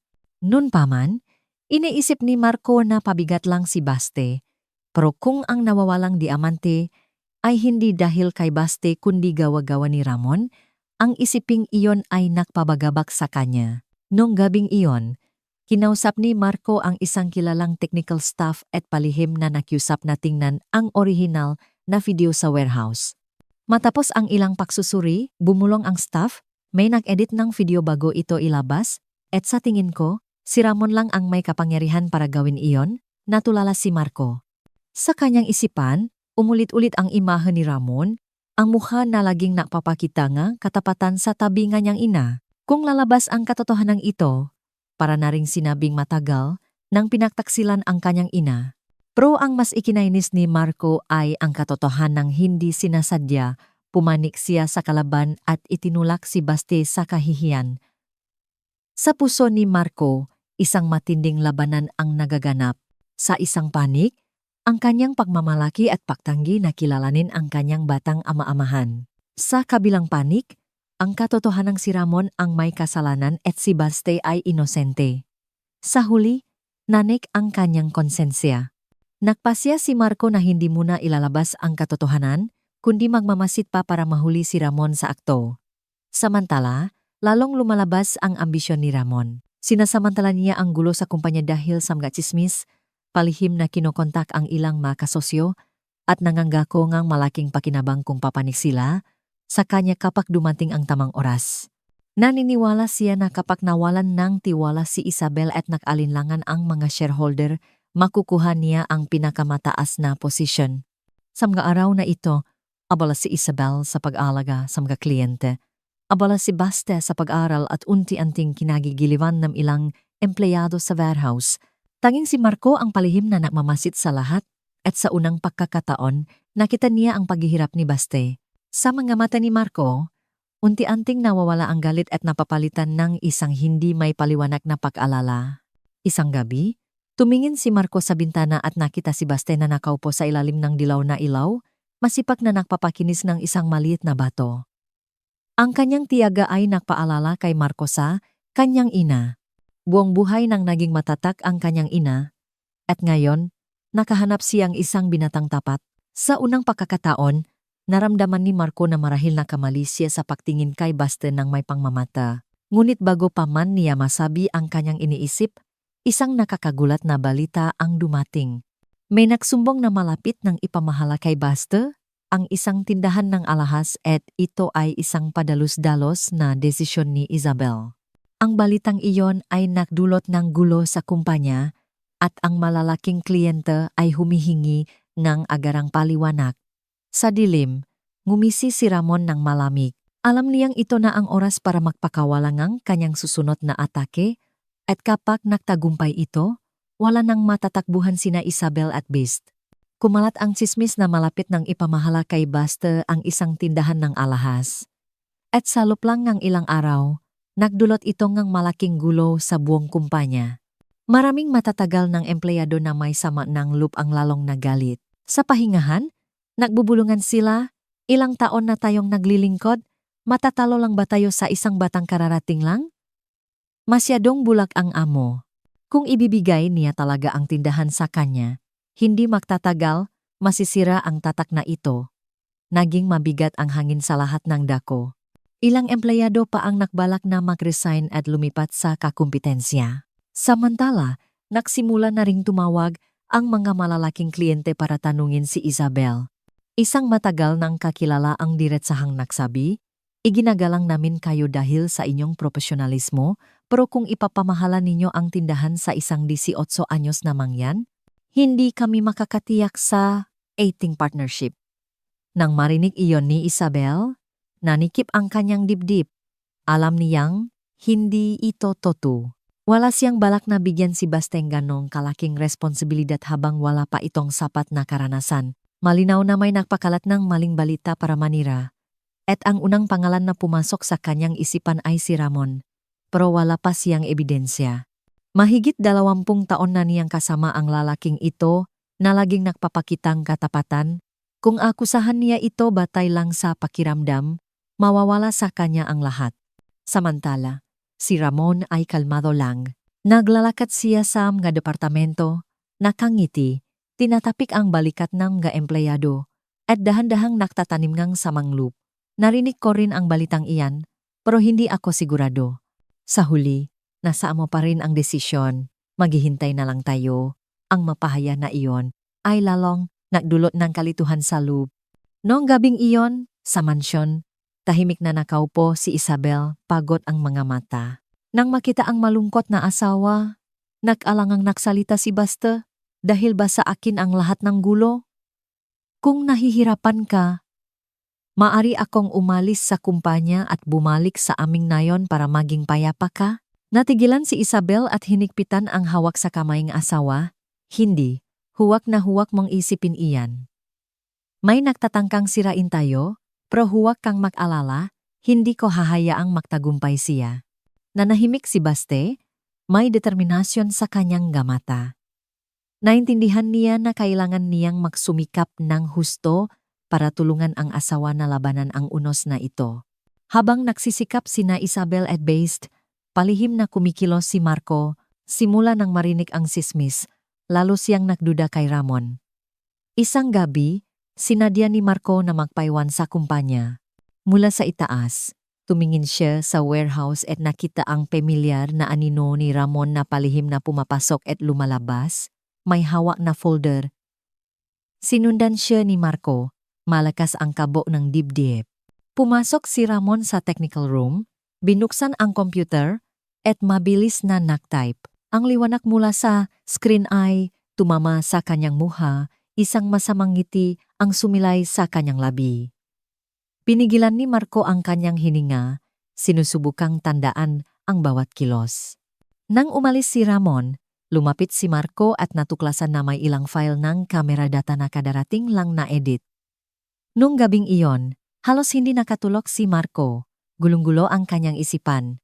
Sa isang banda, hirap pa rin siyang tanggapin ang relasyon ng kanyang ina at ni Buster. Sa kabilang banda, ang katotohanang nasa harap niya ay hindi niya maaring talikuran. Kung mananahimik siya, para na rin siyang tumulong sa may kasalanan. Kinabukasan, kinausap ni Marco ang kanyang ina. Nagulat si Isabel sa seryosong mukha ng anak, iba ang boses nito. Ma, sa tingin ko, kailangan ninyong mag-ingat kay Ramon. May dahilan ako para maniwala na siya ang nasa likod ngang lahat ng sismis at ngang nawawalang diamante. Bahagyang nagulat si Isabel. Tiningnan niya ang anak, may pag-alala at pag-asa sa kanyang mamata. Sa unang pagkakataon, naramdaman niyang hindi na sila makalaban ni Marco, pero alam din niya na para ilantat si Ramon, kailangan niya ngang matibay na ebidensya. Sa labas, maingay pa rin ang publiko. Sa loop, lalong lumalaganap ang pagdududa. At sa dilim, naniniwala pa rin si Ramon na malapit ng magtagumpay ang kanyang plano. Ngunit hindi niya alam, isang taong minamaliit niya, si Marco, ay nagsimula ng pumasok sa laro. At ang lihim na labanan ay papalapit na. Ang plano ni Ramon ay lalong naging detalyado. Matapos magpakalat ng balita na malapit ng ipamahala kay Baste, ang isang tindahan na nagdulot ng gulo sa kumpanya, gumawa pa siyang isa pang palabas. Sa pagkakataong ito, ang layunin ay hindi lang manira, kundi itulak si Baste sa bingit ng kapahamakan. Isang umaga, nakagulo ang buong kumpanya nang matuklasan na ang isang batch ng mga diamante mula sa Thailand ay napalitan. Maraming tunay na diamante ang napalitan ng pekeng bato. Tinatayang abot sa 10-10 milyon ang pinsala. Ang balita ay parang kidlat. Nag-ingay ang mga empleyado at agad na napunta ang tingin kay Baste. Ang unang nag-imbentaryo. Siya na naman. Simula nang pumasok siya sa kumpanya, laging may nangyayari. Tama, baka ito na ang paraan niya para magnakaw bago tumakas. Mabilis na kumalat ang sismis sa kumpanya. May ilan pang sinadyayang palakihin ang isyu at ipinakalat sa labas na ang batang asawa nga mo ang may kasalanan. Habang abala si Isabel sa isang pulong kasama ang isang malaking kliyente, biglang lumitaw si Ramon sa warehouse. Seryoso ang boses, hindi ito maring balewalain. Ayon sa patakaran, ang unang nag-imbentaryo, ang dapat menegot, at dito. Si Baste iyon. Ang masalita ni Ramon ay parang langis na ibinuhos sa apoy. Maraming empleyado ang sumang-ayon at pinilit si Baste na magpaliwanag. Namutla ang muhang binata, nanginginig ang makamay. Hindi ko po ginawa. Sumpaman, hindi ko ginalaw ang batch na iyon. Pero ang nga mapangdudang tingin at bulungan ay nakpawalan ng saysay sa kanyang nga salita. Pakiramdam niya ay kinorner siya, nag-isa sa gitna ngang lahat. Nang matanggap ni Isabel ang balita, mabilis siyang bumalik. Nakita niya si Baste na nag-iisa, habang si Ramon ay nagpapakita ng pekeng pag-alala, at sinabi sa kanya sa harap ng lahat, "Ginang, pasensya na. Pero masyadong maraming ebidensya laban sa kanya. Para sa reputasyon ng kumpanya, dapat kayong kumilos ng mabilis." Ang sinabi ni Ramon ay nagpatahimik sa lahat. Naghihintay sila kung ano ang magiging reaksyon ni Isabel. Ngunit iba sa inaasahan niya, lumapit si Isabel kay Baste, hinawakan ang kamay ng asawa, at tumingin ng diretso sa mga empleyado. "Inaanunsyo ko, si Baste ay walang kasalanan. Ang insidenteng ito ay iimbestigahan ng maayos. Sinumang magpakalat ng maling balita, sinumang manira, hindi ko palalampasin." Ang kanyang malakas na boses ay umalingaw sa buong warehouse. Pero hindi madaling pakalmahin ang publiko. Sa hapon pa lang, ang na-online na diaryo ay nag-publish na. Kumpanya ng diamante sa Batangas, muling sangkot sa iskandalo. Batang asawa nga amo. Sunod-sunod ang issue. Ang larawan ni Baste na may tulalang mukha ay kumalat at naging katatawanan sa social media. Noong gabing iyon, Sa mansyon, tahimik na nakaupo si Basta, mahigpit ang pagkakahawak ng nga kamay. Nanginginig ang boses niya nang sabihin kay Isabel, "Hindi ko na kaya. Lagi na lang ganito. Anumang gawin ko, laging ako ang pinaghihinalaan, laging ako ang sinisisi. Siguro, hindi talaga ako dapat pumasok sa mundong ito." Niyakap ni Isabel ang asawa. Tahimik na tumutulo ang luha. "Huwag mong sabihin iyan. Naniniwala ako sa iyo at hinding-hindi kita iwan. Malalampasan din natin ang unos na ito." Sa isang sulok, si Marco, ang anak ni Isabel, ay tahimik na nagmamasid. Hawak niya ang ma-file ang kamera data na hindi pa na-edit na ipinakatiwala sa kanyang technical staff. At sa malabong video na iyon, nakita niya ang anino ni Ramon na palihim na pumapasok sa warehouse kung saan napalitan ang maprodukto. Hinipitan ni Marco ang kanyang kamao, gulong-gulo ang isipan. Noon pa man, laging siyang tutol sa ina at kay Base, pero ngayon, malinaw na ang katotohanan, si Ramon ang sumisira sa kanilang pamilya at kumpanya. Kung mananahimik siya, para na rin siyang tumulong sa kanya. Isang gabi, mag-isang nakaupo si Marco sa kanyang kwarto, gulong-gulo ang isipan. Sa kanyang puso, isang matinding labanan ang nagaganap sa pagitan ng pagmamalaki at konsensya. At sa huli, huminga ng malalim si Marco at bumulong, "Siguro, panahon na para pumanik ako sa aking ina." Sa dilim, ngumisi pa rin si Ramon, naniniwalang nagtagumpay na ang kanyang plano. Hindi niya alam ang bawat hakbang niya ay palihim ng sinusubaybayan ni Marco. Ang tunay na bagyo ay paparating na. At sa pagkakataong ito, hindi lang sina Isabel at Baste, kundi pati siya ay madadamay. Matapos ang iskandalo sa Diamante, ang kumpanya ni Isabel ay humarap sa pinakamalaking krisis nito. Sunod-sunod na napadala ng liham ang malalaking kliyente para humingi ng paliwanag. May ilan pang nag-anunsyo na ititigil muna ang pakikipag-ugnayan hanggang sa mayos ang issue. Nag-aalala ang mga empleyado at kumalat ang sismis sa lahat ng departamento. Lahat ng sisi ay napunta kay Basta, na naging biktima ng lahat ng akusasyon. Nung gabing iyon, nang makaalis na ang lahat, kinausap ni Marco si Basta sa maliit na opisina sa basement. Tahimik na nakaupo si Basta sa harap ng mesa, walang laman ang mamata. Nang makita si Marco, bahagya siyang nagulat. Bago pa siya makapagsalita, inilapak ni Marco ang isang folder sa mesa at nagsalita ng may diin, "Alam kong inosente ka." Si Ramon ang nasa likod ng lahat. Tumingin si Basta, gulat ang mga mata. Nagpatuloy si Marco, "Nasa akin ang orihinal na video. Nung gabing nangyari ang insidente, siya ang pumasok sa warehouse. In-edit niya ang video para isisi sa iyo."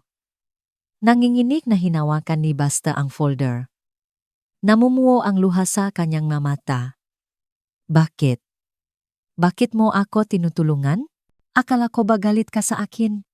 Huminga ng malalim si Marco, lumambot ang kanyang tingin. "Galit ako sa iyo? Oh, pero hindi ibig sabihin na magbubulag-bulagan ako sa katotohanan. At saka, hindi ko hahayaang maloko na naman ang aking ina." Sa sandaling iyon, sa unang pagkakataon, nawala ang hidwaan sa pagitan ni Marco at Base. Isang manipis na ugnayan ang nabuo, ang pagprotekta kay Isabel. Simula nun palihim silang nagtulungan. Sa umaga, nanatiling malamig si Marco para hindi maginala si Ramon. Sa gabi, kasama niya si Basta na palihim na sinusuri ang nga data sa sistema, naghahanap ng ebidensya na minamanipula ni Ramon ang kumpanya. Maraming gabi silang nagpuyat.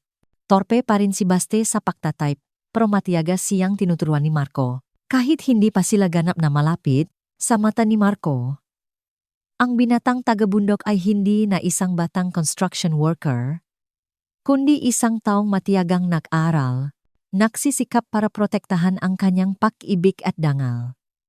Samantala, hindi alam ni Ramon na sinusubaybayan na siya, nagpatuloy pa rin siya sa kanyang plano.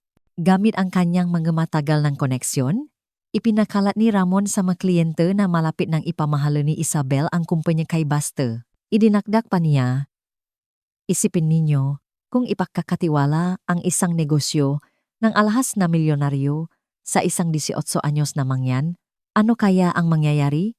Mas mabuting umalis na kayo bago pa mahuli ang lahat. Ang sismis na ito ay parang isang nakamamatay na saksak. Isa sa pinakamalaking kasosyo, isang dayuhang kumpanya na matagal nang kumukuha ng diamante, ang nagpadala ng abiso na ititigil na nila ang kontrata. Nagsimulang mag-alinlangan ang mga shareholder at nagbulungan ang merkado na malapit nang bumagsak ang imperyo ng diamante sa Batangas. Nang matanggap ang balita, tahimik na nakaupo si Isabel sa silid-pulungan, nanlalamig ang makamay. Ilang taong pinahirapan ang negosyo, ngayon, dahil lang sa kanyang pag-ibig, nawawasak ang kanyang reputasyon, pero sa kanyang nga mata, mayroon pa ring determinasyon. Hindi siya nagsisisi. Nung gabing iyon, pauwi ni Buster, nakita niya si Isabel na mag-isang nakaupo sa tabing mesa, pagod ang mamata. Lumapit siya, ipinatong ang kamay sa balikat ng asawa. Kami ni Marco ang hahanap ng katotohanan. Pangako. Patutunayan kong inosente ako. Patutunayang hindi ka nakamali sa pagpili sa akin. Tumingin si Isabel sa kanya, may luha sa mga mata, ngunit may ngiti sa kanyang labi. Hindi niya alam kung paano napapaya ni Buster si Marco na tumulong, pero naniniwala siya na kapag nagsimulang makaisa ang pamilya, walang anumang sabuatan ang makakasira sa kanila. Sa malayo, nanatiling mayabang si Ramon, naniniwalang malapit ng magtagumpay ang kanyang plano. Hindi niya alam, ang bawat hakbang niya ay nasa ilalim na ng pagmamasid ni na Marco at Base. Ang laban para sa katotohanan ay papalapit na. At sa pagkakataong ito, ang taong dating may kapangyarihan ay haharap sa pinakamabigat na parusa. Sa mga sumunod na araw, lalong lumubog sa krisis ang kumpanya ni Isabel. Hindi pa humuhupa ang balita tungkol sa pag-alis ng malaking kliyente. Isa pang insidente ang sumiklap. Noong Lunes ang umaga, nang suriin ang Finance Department ang kahadiyero, natuklasan nilang nawawala ang halos 2 milyong pisong cash.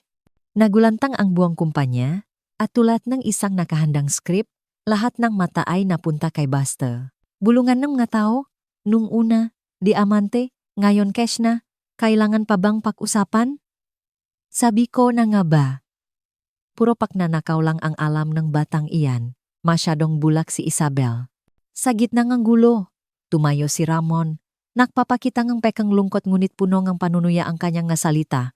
Pasensya na. Pero ang tanging may duplicate key sa finance room. Bukod sa akin at kay Isabel. Ay si Baste, naging mabigat ang hangin. Nagingay ang na empleyado. Ilang shareholder pa ang tumawag para hilingin kay Isabel na ayusin ang isyu para protektahan ang dangal ng kumpanya.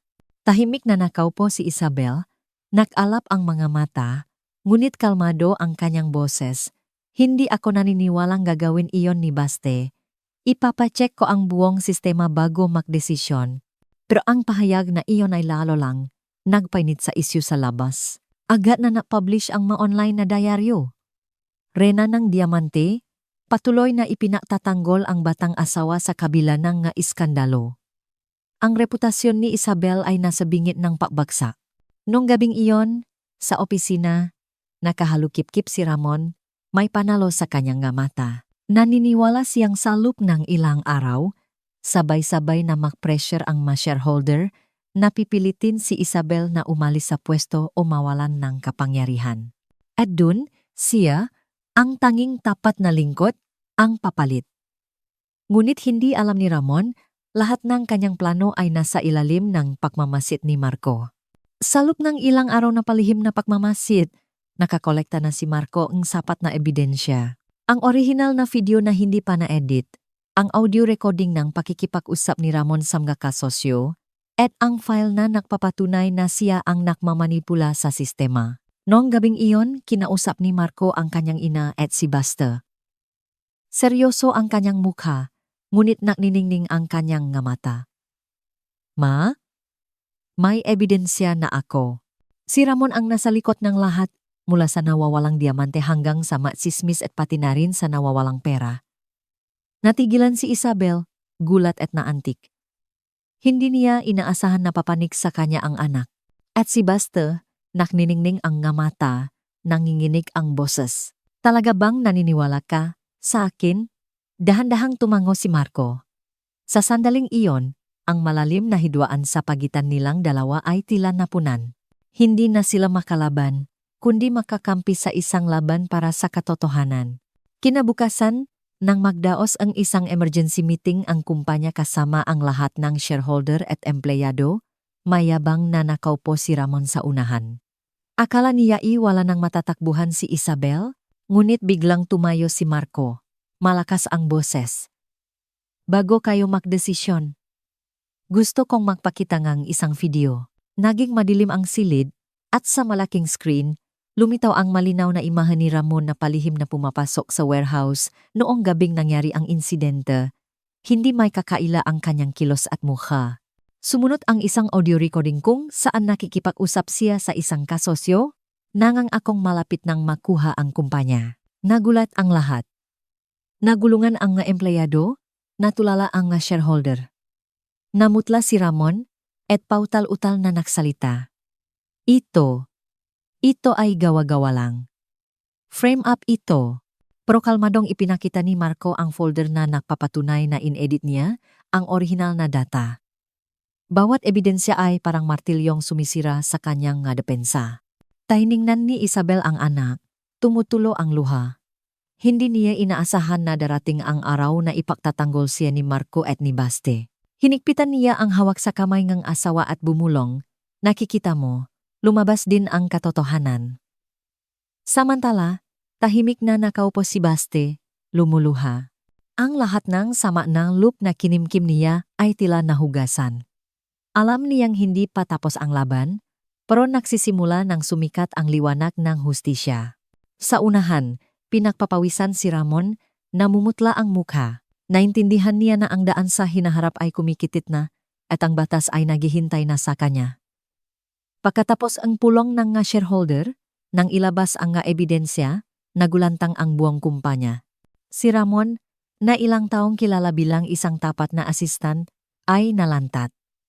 Gayunpaman, hindi pa siya sumusuko sa harap galit ng nga empleyado at shareholder. Pilit pa ring ngumisi si Ramon ng mapait. Sa tingin niyo, sapat na ang ilang video at file para hatulan ako, lahat iyan ay maaring gawa-gawa lang. Alam ngang lahat na si Isabel ang reyna ng diamante, kayang-kaya niyang gumawa ng ebidensya. Baka ginawa niya ang script na ito para isisisa akin at pagtakpan ang mga kasalanan ng kanyang batang asawa. Nag-ingay ang lahat. Mabilis na sinamantala ni Ramon ang pagkakataon at lalo pang nakdak ng apoy. Isipin ninyo, simula nang pumasok ang batang iyan sa kumpanya, nawalan ngang diamante, nawalan ngang pera. Ako, 20 taon na, hindi kumuha kahit isang sentimo. Natatakot lang si Isabel na mapahiya kaya't gumawa siyang kwento para iligtas ang batang iyan. Nagtinginan ang ilang shareholder, nag-alinlangan ang mukha. Kahit na nagdududa sila kay Ramon, hindi rin nila maiwasan na isipin na baka totoo ang sinasabi niya. Sa mundo ng negosyo, mahirap magtiwala sa sinuman pagdating sa pera. Tahimik na nakaupo si Isabel. Malamig ang tingin sa taksil. Alam niyang nakpupumiglas si Ramon, pero kung hindi niya ito ayusin ng maayos, maring masira pa rin ang reputasyon ng kumpanya.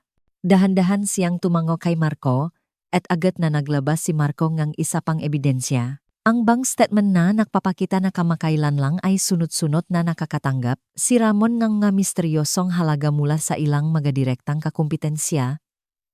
Ano ito? Ginong Ramon, matigas na tanong ni Marco. Namutla si Ramon, pero pilit pa ring dumapensa.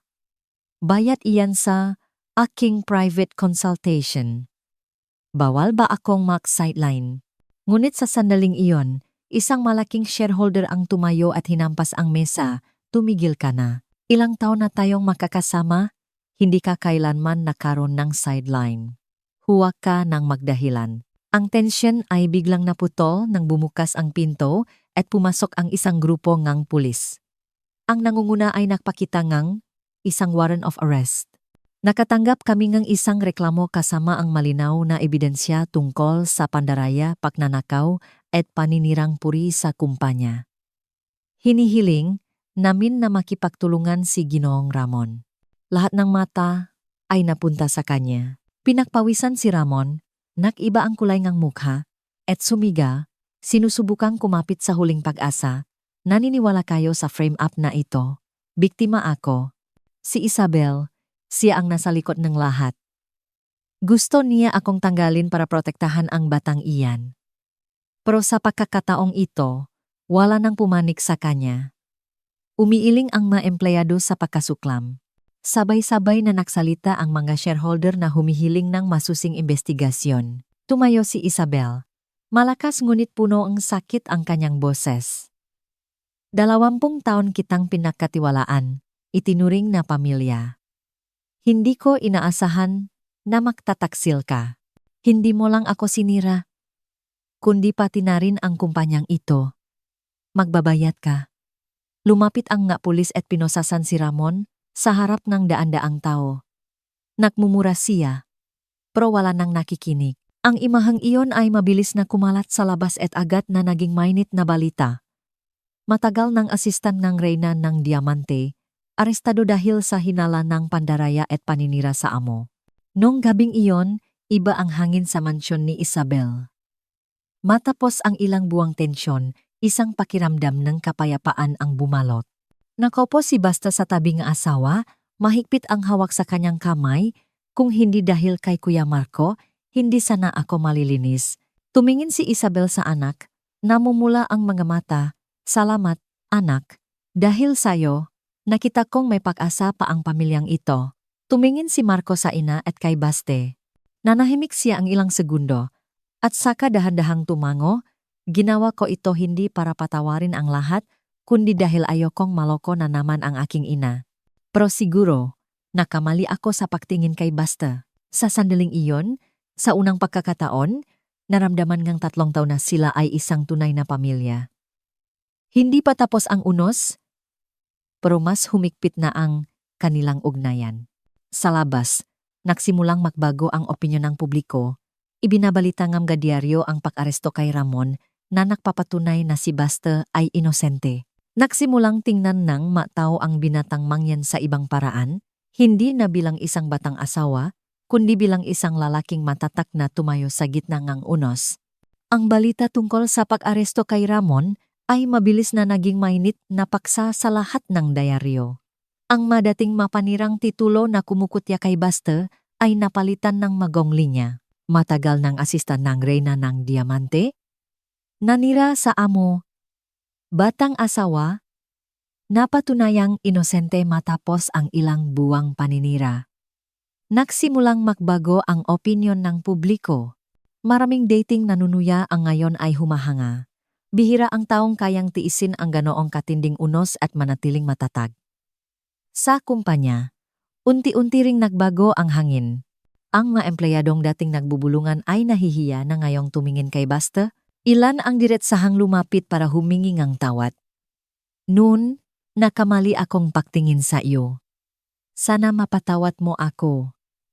Ngumiti lang si Based at tumango. Sa kanyang puso, ang mahalaga ay hindi ang paghihiganti, kundi ang mabuhay ng malinis at hindi na minaliit. Nagbago rin si Marco. Kung dati, laging malamig ang kanyang pakikitungo sa bahay, ngayon, kusa na siyang sumasabay sa hapagkainan. Isang gabi, habang naghahain si Isabel, tumingin si Marco kay Baste, desidido ngunit hindi na mapait ang boses. Nagkamali ako sa pagtingin sa iyo bilang isang oportunista.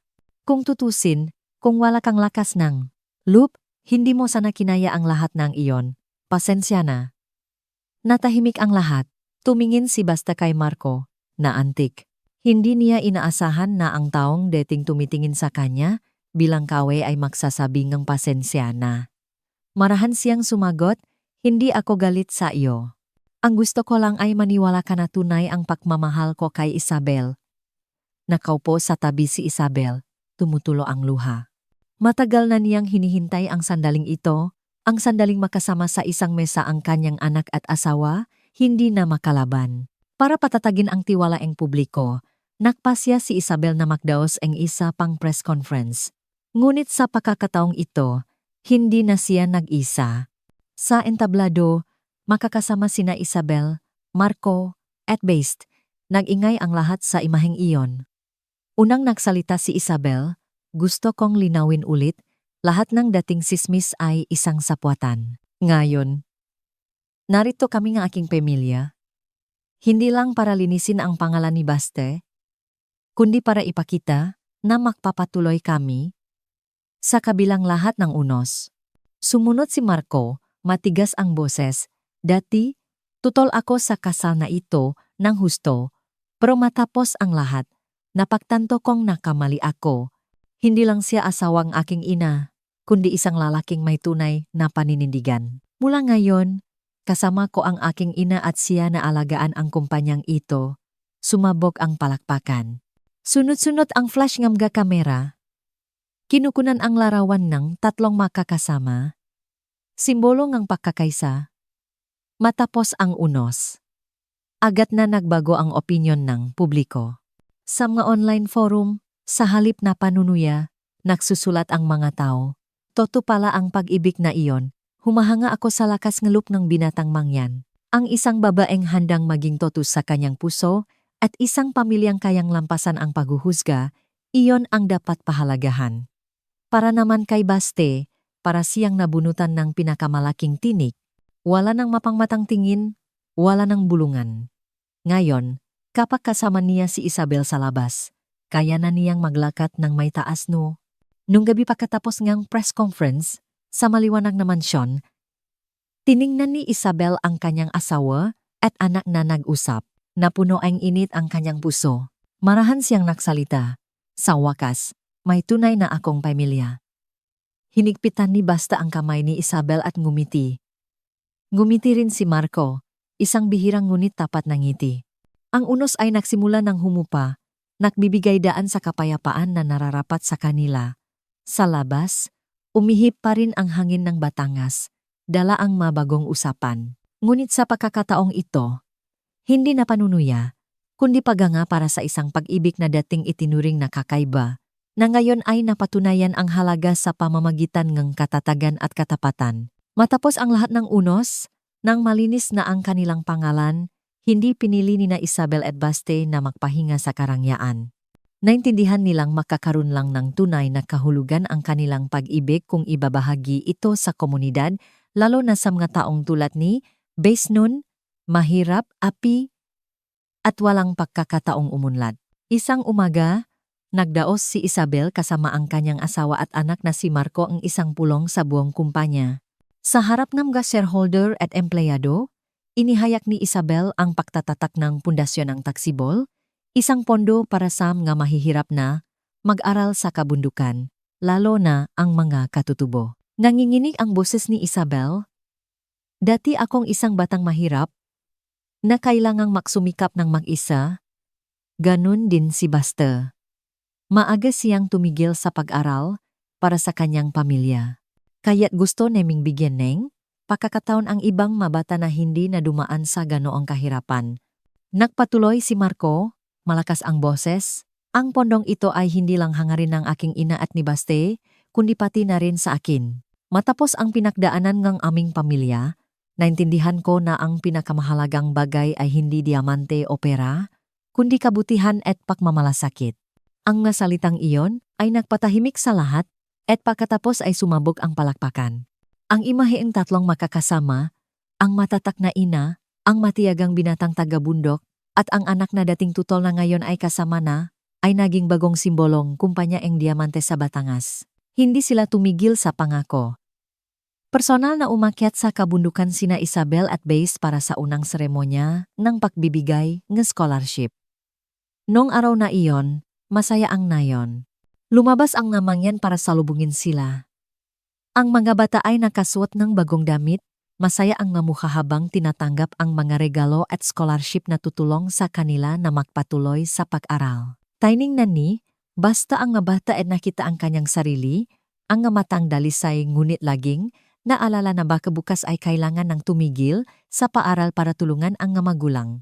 Ngayon, kaya na niyang ibigay sa kanila ang bagay na dati niyang pinangarap. Ang matandang ama ni Baste ay napaluha, hinawakan ang kamay ng anak. Nagawa mo ang bagay na hindi namin pinangarap. Naniniwala ako na maintindihan din nga tao.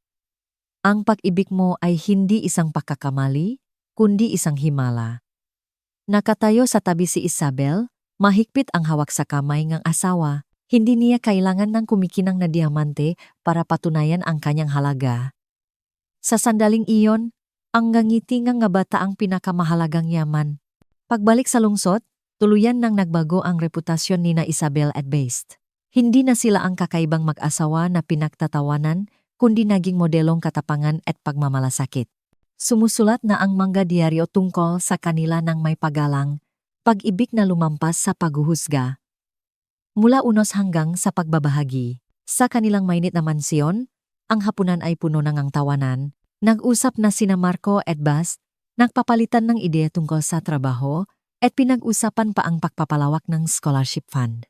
Tahimik na pinano ni Isabel ang dalawang lalaki, ang kanyang anak at ang kanyang asawa, na sa wakas ay nagkaintindihan.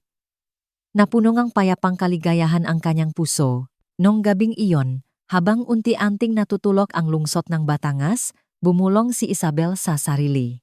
Sa huli, ang kaligayahan pala ay hindi nakmumula sa pagpatahimik sa mundo, kundi sa pagiging toto, sa pagmamahal, at sa pagbibigay.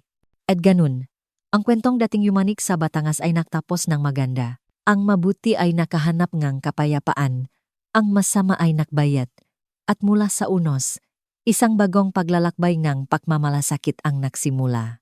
Ang kwentong gumimbal sa Batangas ay nagtapos hindi sa pagkasiratulad ng inakala ng marami, kundi sa isang mainit na wakas na punong pagmamahal, mula sa mga mapangmatang tingin, sa mga panunuya, sa mga masasamang plano at unos sa negosyo. Nalakpasan ni na Isabel at Baste ang lahat.